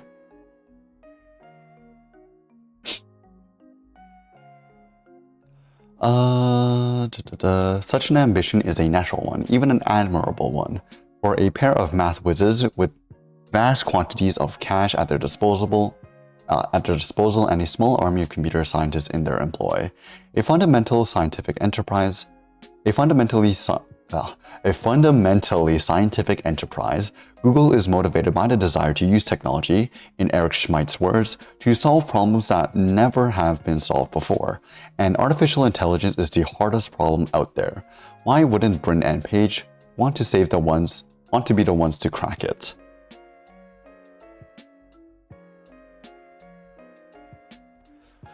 S16 asks, in LM Studio, can it store conversation in a JSON file? Or text anything? I don't know why chat is lagging for me. I am pretty sure you can, because you can save conversation histories in a directory, I'm pretty sure.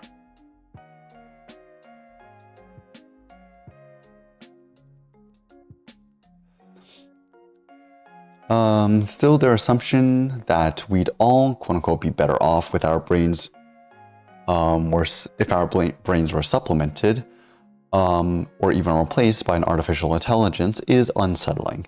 It suggests a belief that intelligence is the output of a mechanical process, a series of discrete steps that can be isolated, measured, and optimized. In Google's world, the world we enter when we go online, the world... Oh my fucking god, my nose, man. It is unbelievably stuffy and unbelievably itchy right now.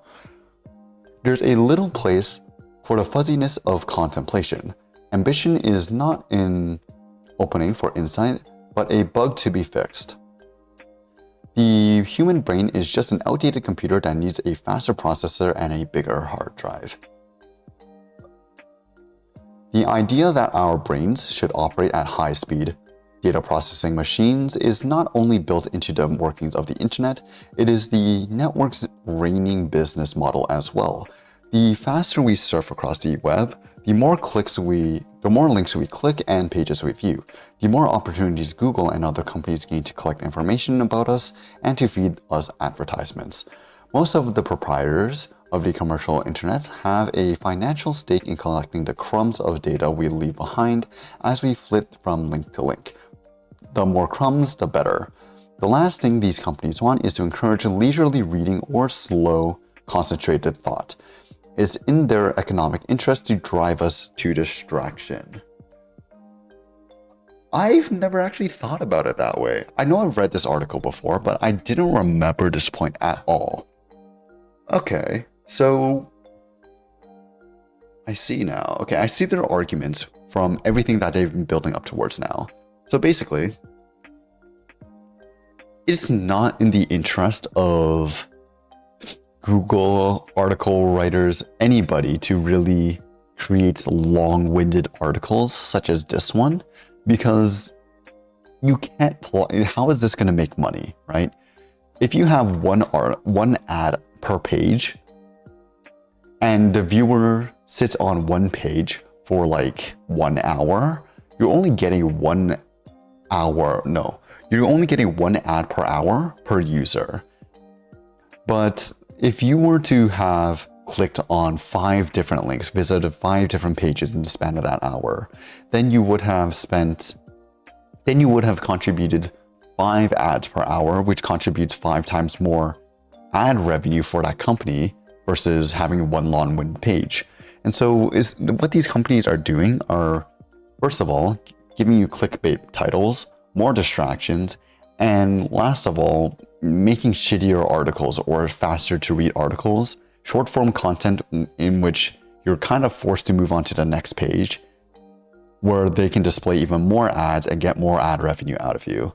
So I guess the game that they're playing here is to try and move you through the internet, through different pages of the internet as fast as possible.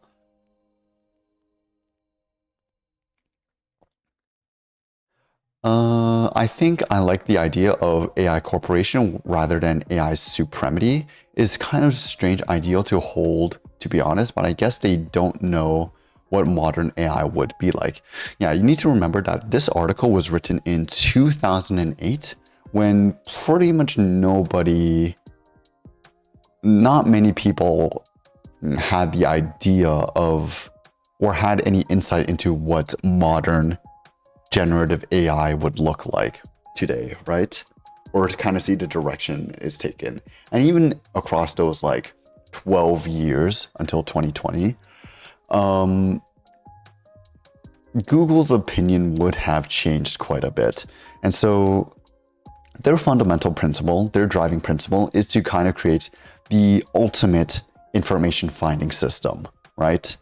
And so AI, it kind of has been its forefront, but the AI that they're thinking of is kind of like Jarvis and not really these machines that have a bunch of hallucination problems and whatnot, right? And so in a sense, AI Corporation, liking AI Corporation over AI supremacy, I think that is kind of the consensus with everybody, right? AI superiority, letting AI kind of be the ruler of the internet, is kind of a dangerous game to be holding. But AI corporations, while they are kind of shit sometimes, while we kind of have our gripes with their practices, is more contained. And so I'm not really sure. It's more contained, and so it's much easier to, I guess, keep safe and have liability over them. Yeah, I'm not really sure where I was going with that point. Question, would you say that transcript popular clips about VTuber streamers and change them into a persona you are building is a good way to curate data comparing to generating 10,000 multi-turn samples from interacting with the LLM? I have tried manually generating data. The LLM doesn't hit the spot and the progress seems to be really slow. Yeah, okay. If you're generating slop, it's slop in, slop out. If what you're generating doesn't perfectly match what you're trying to use it for, then you can't expect it to give perfect results after a fine tune, right? Transcribing popular clips from VTubers and then using that as your data set, that if your goal is to make an AI VTuber or to make a streamer, then that is the best kind of data set that you can generate because, well, it is specifically built for the purpose of streaming. The other thing for that as well is that maybe you don't want maybe you're picking from multiple different streamers, right? And each streamer has their own different style. As much as Noel's gonna fucking beat me over the head for this, but reinforcement learning, human feedback is also something else you can consider for this. In that you create a new model, you fine tune a new model based off of all of the responses or all of the transcriptions you get from VTubers and whatnot, and these other streams. But then you can take it one step further and have the model generate responses of its own. But instead of picking the top result every single time, you can generate 2 or more responses and then kind of select which one is the best sounding response to you. And then through iteration, you end up building your own data set that is curated based off of a model that is purpose-built to be like a streamer, but you guide it towards a personality that you yourself want. You can imagine you are a VTuber and manually write mock chat logs for training data. That is something else you can do. That is something that I have done as well. And it does produce pretty good results. But at the same time, it is a super manual process. And you might not get the personality you want because, again, you are the one writing the script and you may not be the best at writing a convincing conversation with a particular personality in mind, for example, right?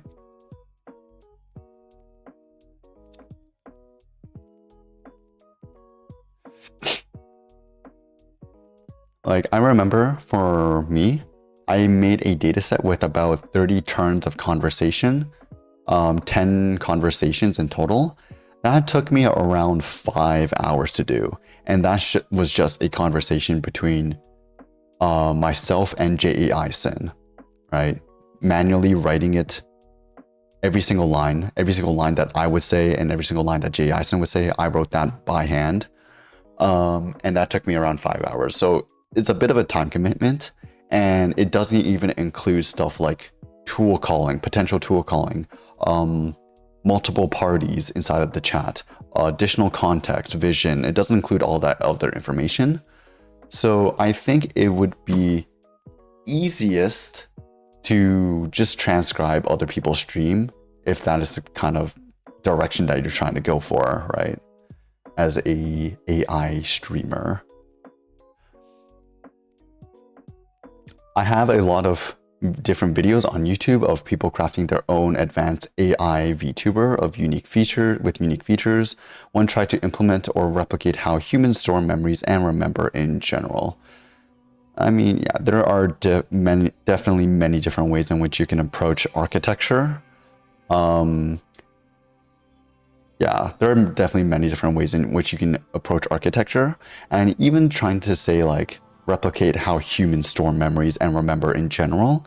That's also a point of contention because there is no one specific model in which psychologists really agree on for how people store or work with memories in general. There are like some observations and rules of thumb, like the 7 rule, was it, or the 9 rule, in which humans can only store 7 items inside of working memory and whatnot, right? That's a general observation that it tends to be true.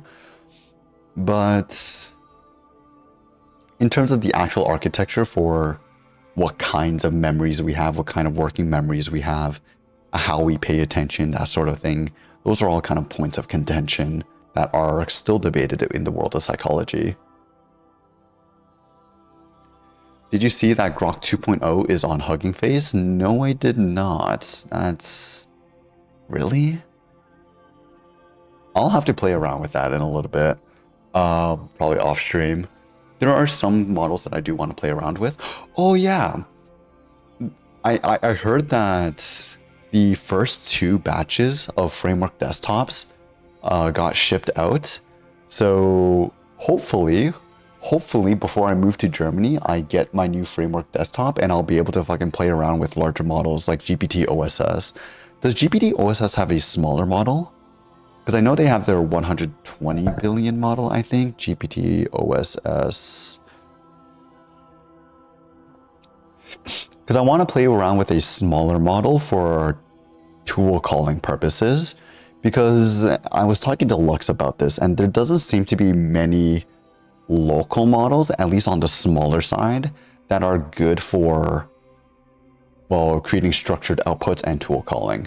But I want to use, but I heard that GPT OSS, as much shit as it got on release, they ended up fixing the prompts and it ended up turning out to be pretty good for more reasoning based tasks and structured outputs. And so I want to be able to use this for generating tool calls and whatnot. So they do have their 20 billion. Yes, Blue Diamond. They do have their 20 billion model here. How much? The thing with this though is that it's already quantized from what I heard. It's not full floating point 16 weights, but it's 20 billion of 4-bit quantized weights.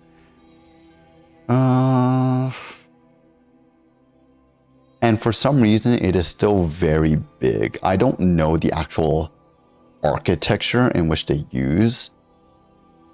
I don't know if it's like a mixture of experts or something, but I heard that it's pretty big for a 20 billion model. 16 gigabytes of memory, and we can't quantize this any further because it's already 4-bit quantized. So this is just straight up 16 gigabytes of memory that you need to have in order to run this model. And judging by the fact that my GPU only has 12, I need to wait for my framework to arrive before I can actually try running this. But how good is something like Llama or Qwen or something like structured outputs? GPT OSS is mid. GPT OSS is mid for anything outside of reasoning. If you need to use it for a personality, that's the wrong model for you, right? GPT OSS, from what I heard, is one of the best when it comes to structured outputs, which is the main reason why I'm considering this at the moment.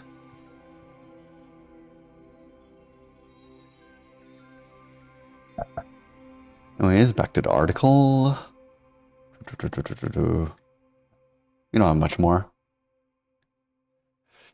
Maybe I'm just a worrywart.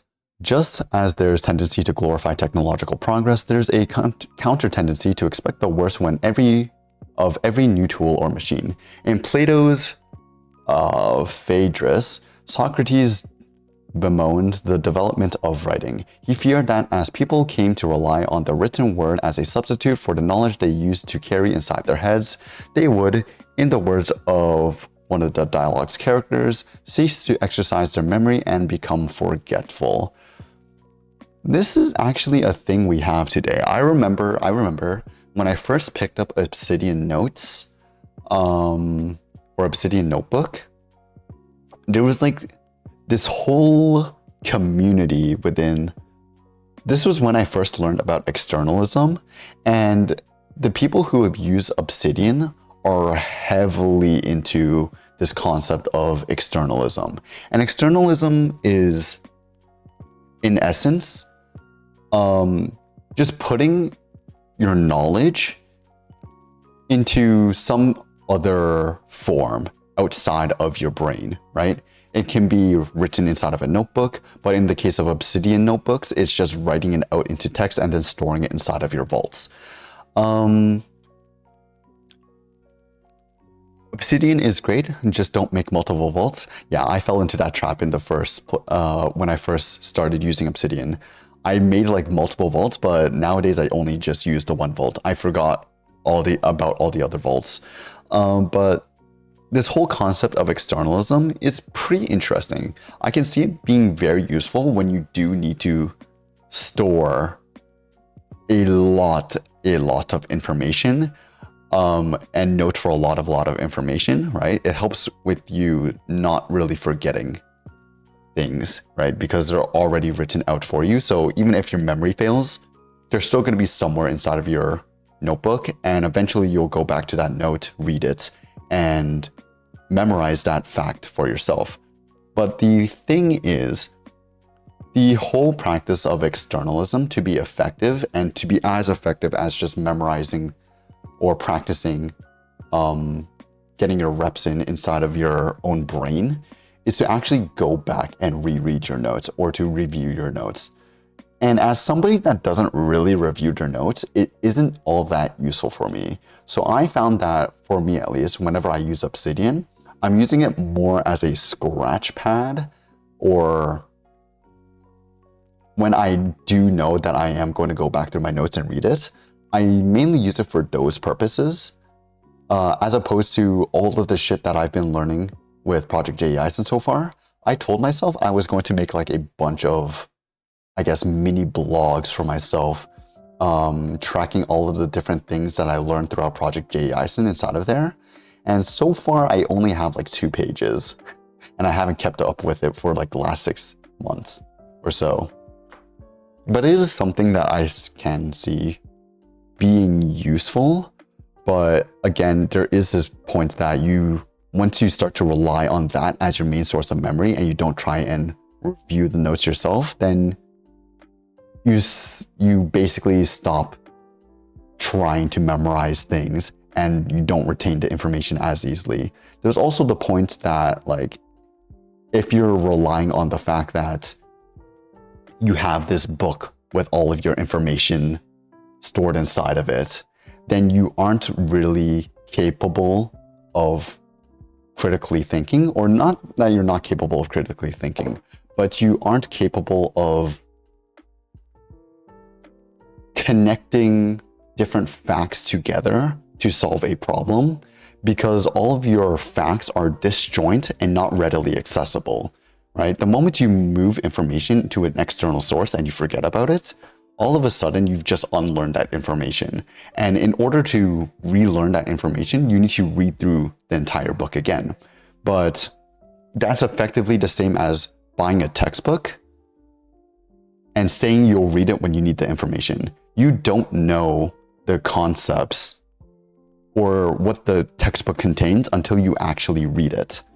And sure, you may have a vague sense, but even if you forget that vague sense, you've effectively just lost that tool, and you're not going to memorize the fact that you have that tool at your disposal inside your notebook if you search hard enough. Which is why I for the most part am a proponent of just rote memorization. Not really rote memorization, but not so much taking notes, but trying to memorize things as best as possible. Hey Limit, just got here. Can you start all over again? Don't worry, I got you. All the way back to the beginning. Yeah, that's kind of like when I have friends that have these whole note-taking routines with Notion, with their whole schedules written out and everything. And then when it comes down to exam season, they just forget everything, right? And then when I do a study session with them, I'm like trying to help them study and all that shit. But for the most part, I'm just sitting there answering their questions. And they always ask me, they're like, bro, how the fuck do you even memorize all of this information? How the fuck did you even memorize all of this information? I'm just like, I don't take notes. I just sit there and grind through the fucking notes until it's drilled into my head. And that is honestly the best way to approach learning, in my opinion. You sit there, you struggle with the content, you don't take any notes of it at first, you just sit there and struggle. You read through all of it, and then once you get a vague sense of it, that's when you're allowed to start taking notes. That's just my opinion though. And people are different. I don't know how people like Noel, you use Obsidian, right? I don't know how you really approach going about taking notes and reading this kind of information. But that's kind of how I approach things, right? Learn first, notes later. Seems kind of counterproductive, but I think you should give it a try just once.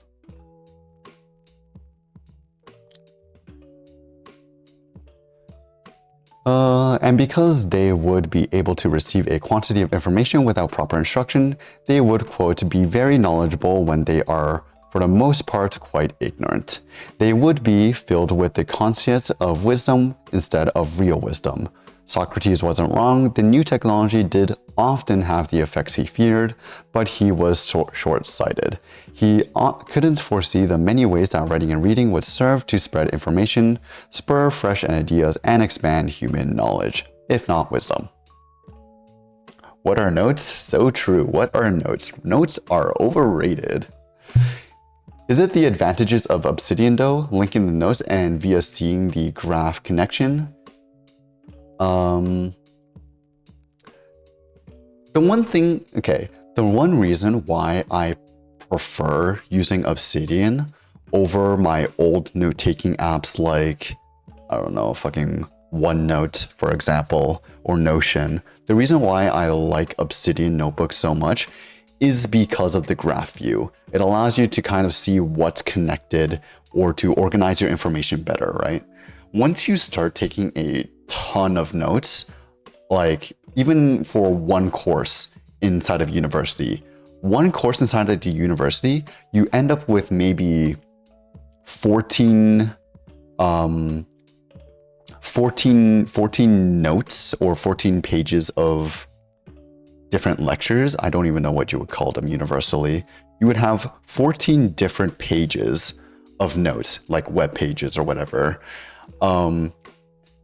And you would need, in order to find information, you would need to look through each of those 14 to find the different concepts and whatever.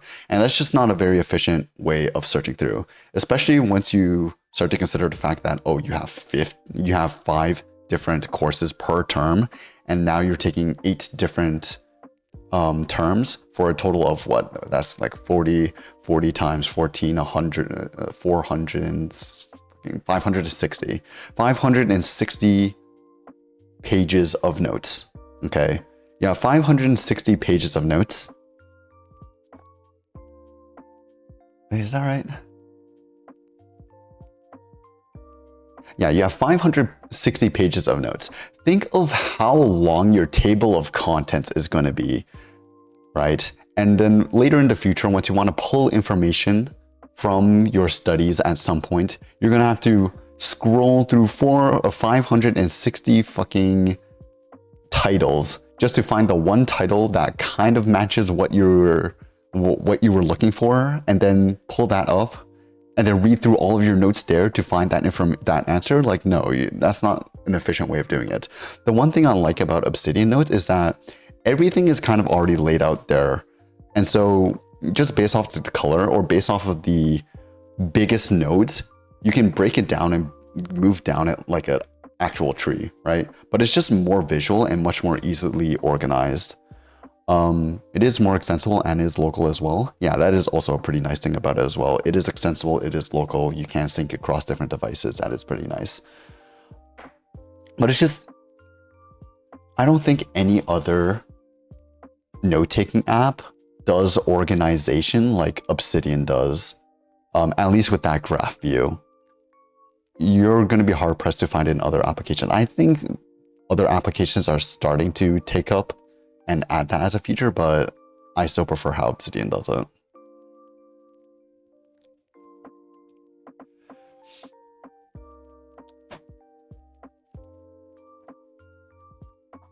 Can you just add tags or key ideas at the end as a link? Yes, you can. Well, okay. I use tags for color coding my notes, but for actually linking them together, I prefer to use the links, right? The links between different pages, because that way you can connect specific, when you reference some information from another page inside of the current page, then it builds that kind of link, right? And that's kind of an obvious connection, especially when it just reads naturally inside of your notes as well. I heard people are talking about logseq a lot lately. I've never heard of logseq. Logseq. Private open source knowledge base. Value the future of logseq. I'm not sure. I don't know. In general though, I'm not too opinionated on note-taking apps, because at the end of the day, it's still just taking notes, and my opinion of taking notes is that if you aren't going to use it, you're going to forget it. But during the time that you're using it, you shouldn't be taking notes for it. You should only take notes for it after the fact, once you feel like you've gained enough knowledge, you gained enough connections, and you can really speak about it with a true understanding, so that your notes are as meaningful as possible, right? You know what to focus on. You're not cluttering up your notes with a shit ton of useless noise. Stuff like that. The arrival of Gutenberg's printing press in the 15th century set off another round of teeth gnashing. The Italian humanists, I'm not even going to attempt to say that name, worried that the easy availability of books would lead to intellectual laziness, making men less studious and weakening their minds. Others argued that cheaply printed books and broadsheets have undermined religious authority, demean the work of scholars and scribes, and spread sedition and debauchery. As New York University professor Clay Shirky notes, most of the arguments made against the printing press were correct. Even prescient, I don't know how to say that. But again, the doomsayers, the doomers, were unable to imagine the myriad of blessings that the printed word would deliver. So yes, you should be skeptical of my skepticism. Perhaps those who dismiss critics of the internet as ludites or nostalgists will be proved correct, and from my hyperactive data-stoked minds will spring a golden age of intellectual discovery and universal wisdom. Then again, the net isn't the alphabet, and although it may replace the printing press, it provides something altogether different.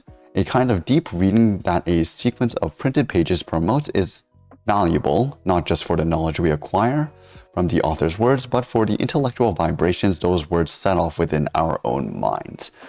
In the quiet spaces opened up by the sustained undistracted reading of a book or by any other act of contemplation for that matter. We make our own associations, draw our own inferences and analogies, foster our own ideas. Deep reading, as Marianne Wolf argues, is indistinguishable from deep thinking.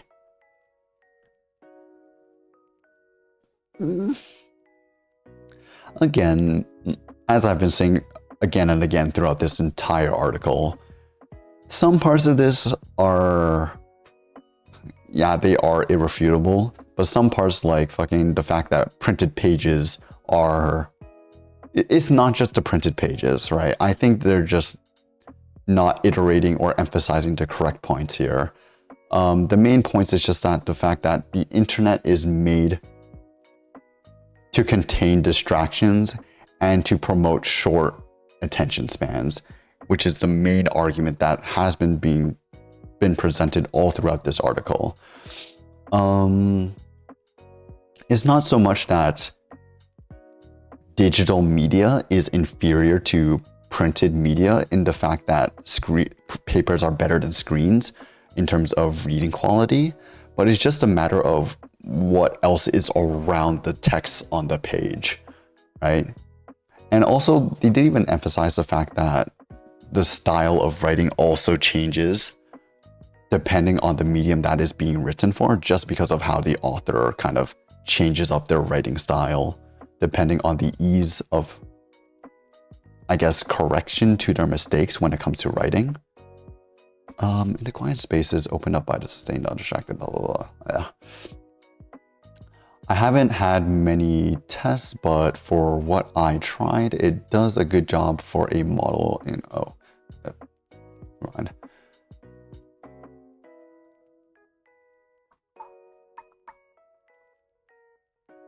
If we lose those quiet spaces or fill them up with content, we will sacrifice something important not only in ourselves but in our culture. In the recent essay, the playwright Richard Foreman eloquently described what's at stake. I come from a tradition of Western culture in which the ideal was the complex, dense, and cathedral-like structure of the highly educated and articulate personality, a man and woman who carried inside themselves a personally constructed and unique vision. Go! We're almost there, guys.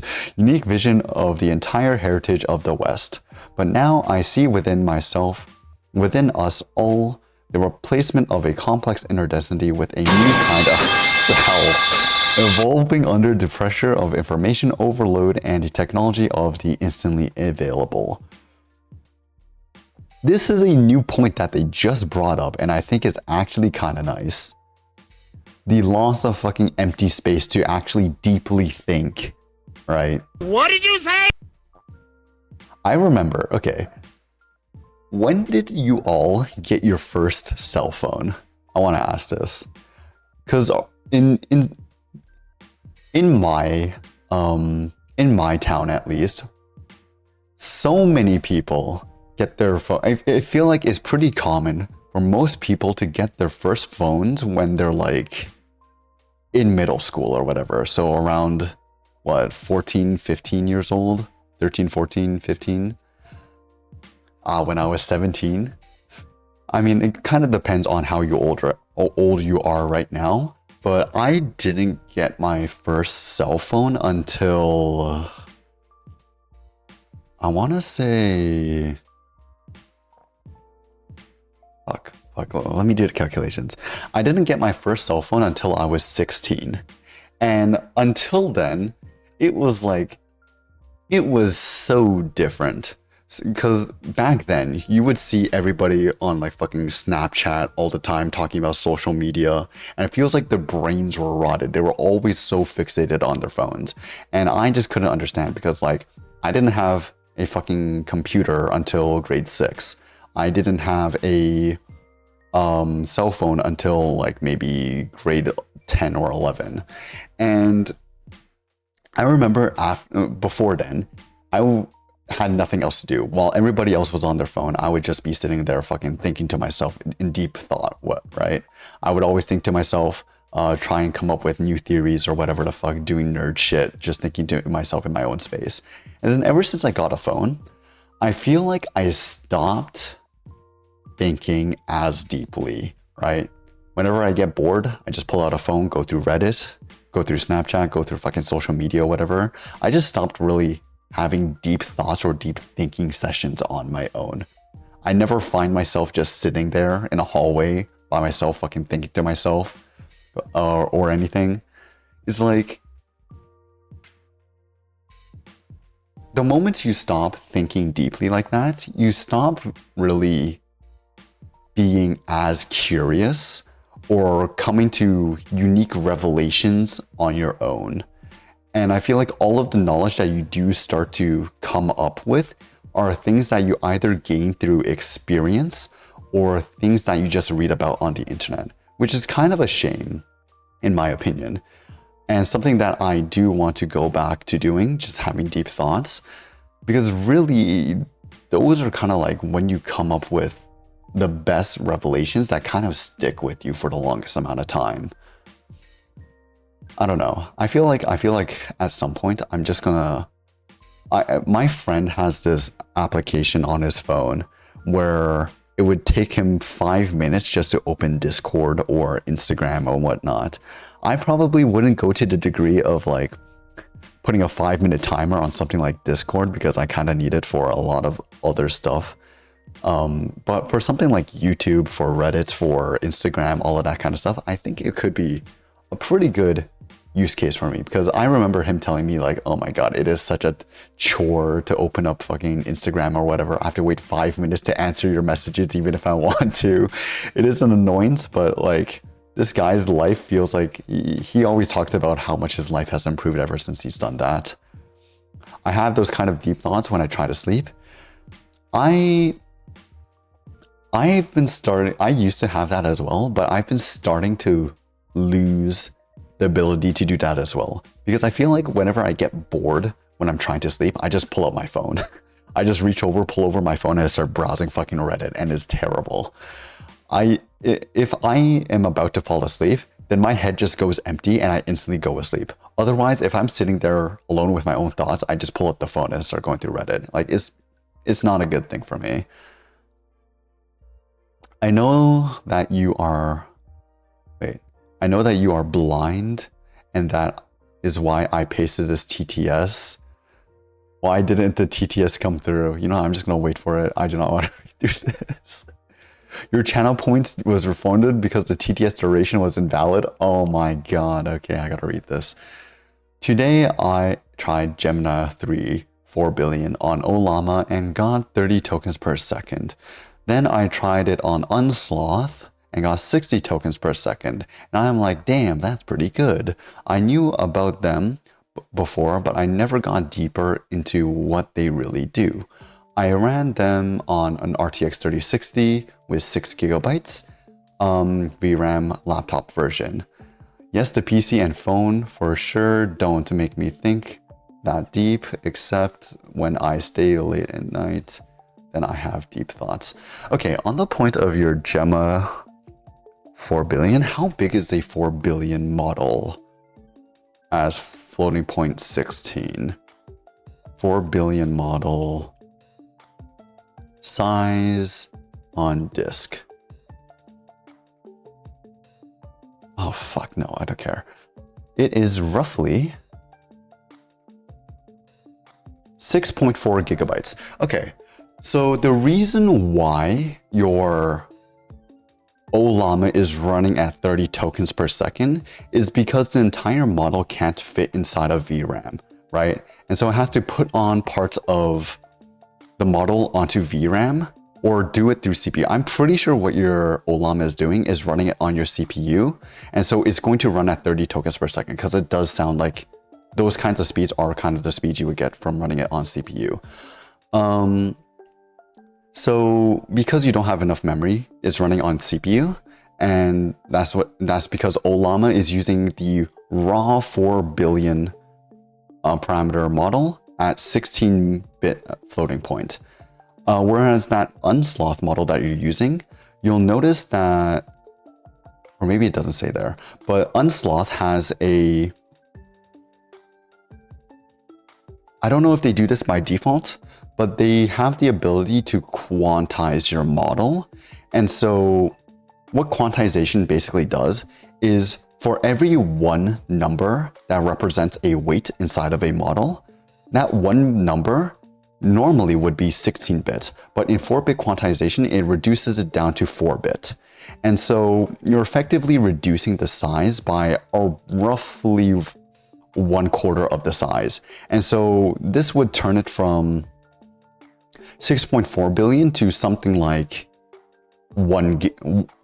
this would change it from 6 gigabytes to roughly 1.5 gigabytes.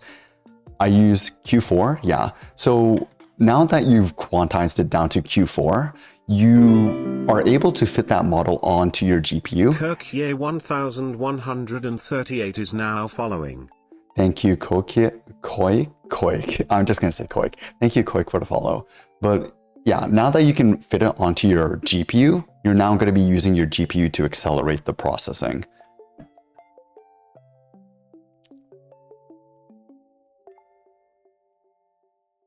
I like to think deep thoughts about how conscious AI VTubers are.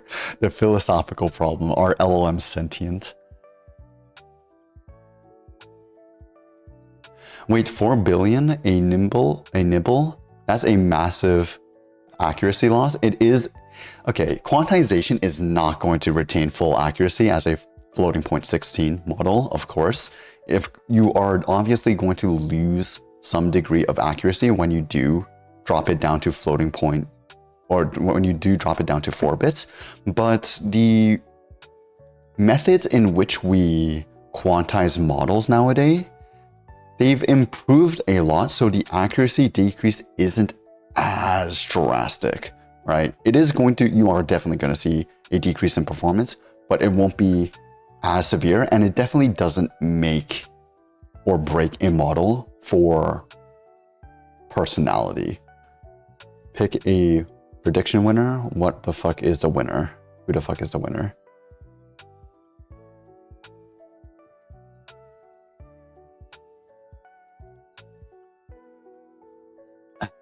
Anyways, as we are drained of our inner repertory of dense culture inheritance formed and concluded, we risk turning into pancake people. Spread wide and thin as we connect with a vast network of information accessed by the mere touch of a button. Very shallow thinkers, very shallow people. I am daunted by the scene in 2001. What makes it so poignant and so weird is that computer's emotional response to the disassembly of its mind. Its despair as one circuit after another goes dark, its childlike pleading with the astronaut. I can feel it, I'm afraid. And its final reversion to what can only be called a state of innocence. Hal's outpouring of feeling contrasts with the motionlessness that characterizes the human figures in the film, who go about their business with a almost robotic efficiency. Their thoughts and actions feel scripted, as if they are following the steps of an algorithm. In the world of 2001, people have become so machine-like that the most human character turns out to be a machine. That's the essence of Kubrick's dark prophecy. As we come to rely on computers to mediate our understanding of the world, it is our own intelligence that flattens into artificial intelligence. A round of applause, woo. And that is this article. Is Google making us stupid? I'll paste it in chat. There you go.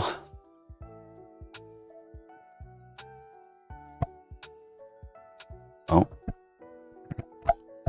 Whoops, sorry. The winner is Haku in the prediction. Are you sure? Okay. Are you sure it's Haku in this?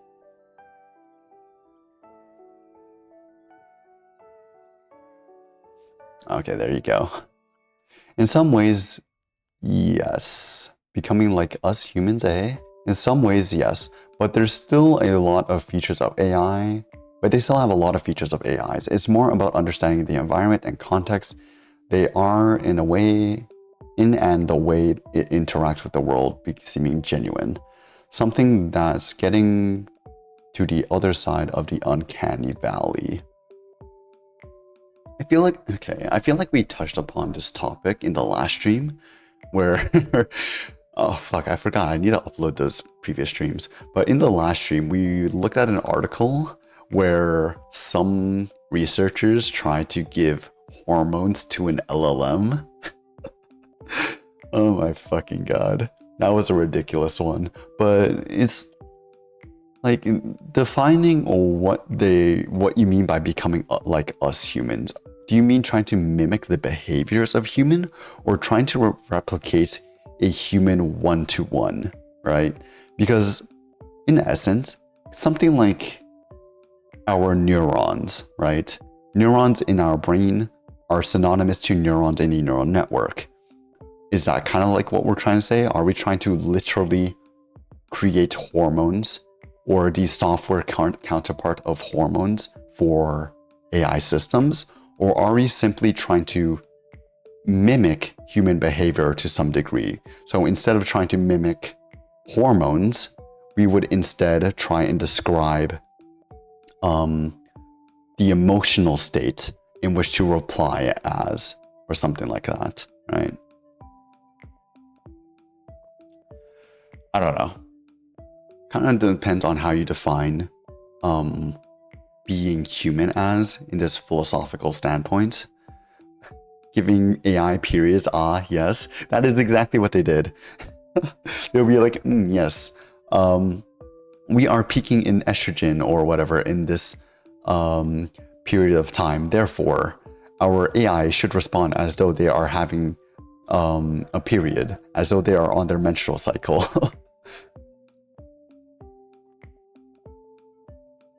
I suppose it's the Chinese room thought experiment, but then for humans. But why though? Because why not? A weekend experiment? I don't fucking know. The paper was really badly written, and the experimentation wasn't well documented, but it exists. It was a research that was conducted. Did you see the experiment on women advanced mode AI and what? Well, I do not understand what's being said there. Did you see the experiment on woman advanced mode AI and male one? I don't understand what that means. The guy asked the woman version to count till 1 million and she refused because she said it's stupid, and the male one just counted. They are 1 to 1.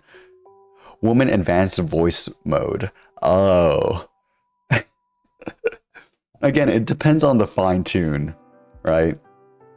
And also, if you're going to think that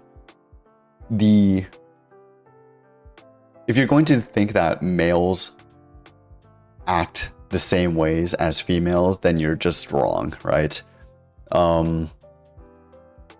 Because I guess, not to say that they can't think the same, but it's just the upbringings and the society, the way they're like brought up in society. For the most part, there are going to be differences between how men think and how women think, and I guess there are the biological differences as well, right? But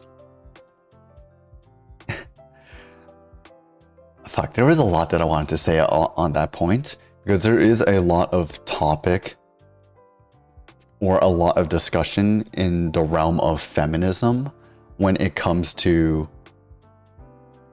understanding how a unified kind of perspective, or how different perspectives perceive various problems versus the male dominated perception of certain problems, and their how they kind of influence the current society and how we approach things in society today. Bro had to start thinking before he spoke. It's like I have the idea in my brain, I just don't know how to put it in context without misspeaking and saying something super controversial on the fucking topic, right? Because it's like, okay, what do you all think feminism is? What is all of your definition of feminism? The reason why I feel like most people who are, when they mention feminism, what they think about is trying to make women's rights equal, or female rights on par with men's rights, right? But after having to spend an entire fucking 4 months, an entire term, reading nothing but feminist articles and things about the feminist, or reading like feminism media, I've come to learn that feminism has nothing to do with female rights. Well, no, it's not that it has nothing to do with female rights, but saying that feminism is just female rights is not correct whatsoever. I could go on an entire spiel about how fucking feminism is about not just improving rights or equality, but rather about restructuring society as a whole to incorporate the perspectives of people of diverse backgrounds, right? Not just people of like specifically white males, right? Because that has been the main perspective in which Western culture has been built upon, and a lot of institutions and infrastructures, their education, everything has been built off of their perspective. But the whole concept of feminism is trying to break it all down to zero and then building it back up with the opinions and with the voices of like females, of minorities, of whatsoever, and creating a system that incorporates more. It's basically refactoring society. I don't know how else to fucking explain it without getting in trouble in some way by misrepresenting it in some way. It is just basically refactoring society with new perspectives. Yeah. Anyways, holy shit, we've been talking for 2.5 fucking hours. Normally, I guess for streams nowadays, I want to aim for each of these streams to only really take 2 hours, because that's the amount of time I really have before my parents need to call me and do other shit and really. But yeah, anyways, I'll see you all on Friday. I still do not know what I'm going to be doing. We might just chill on Friday again, to be honest. But yeah, thank you all so much for coming.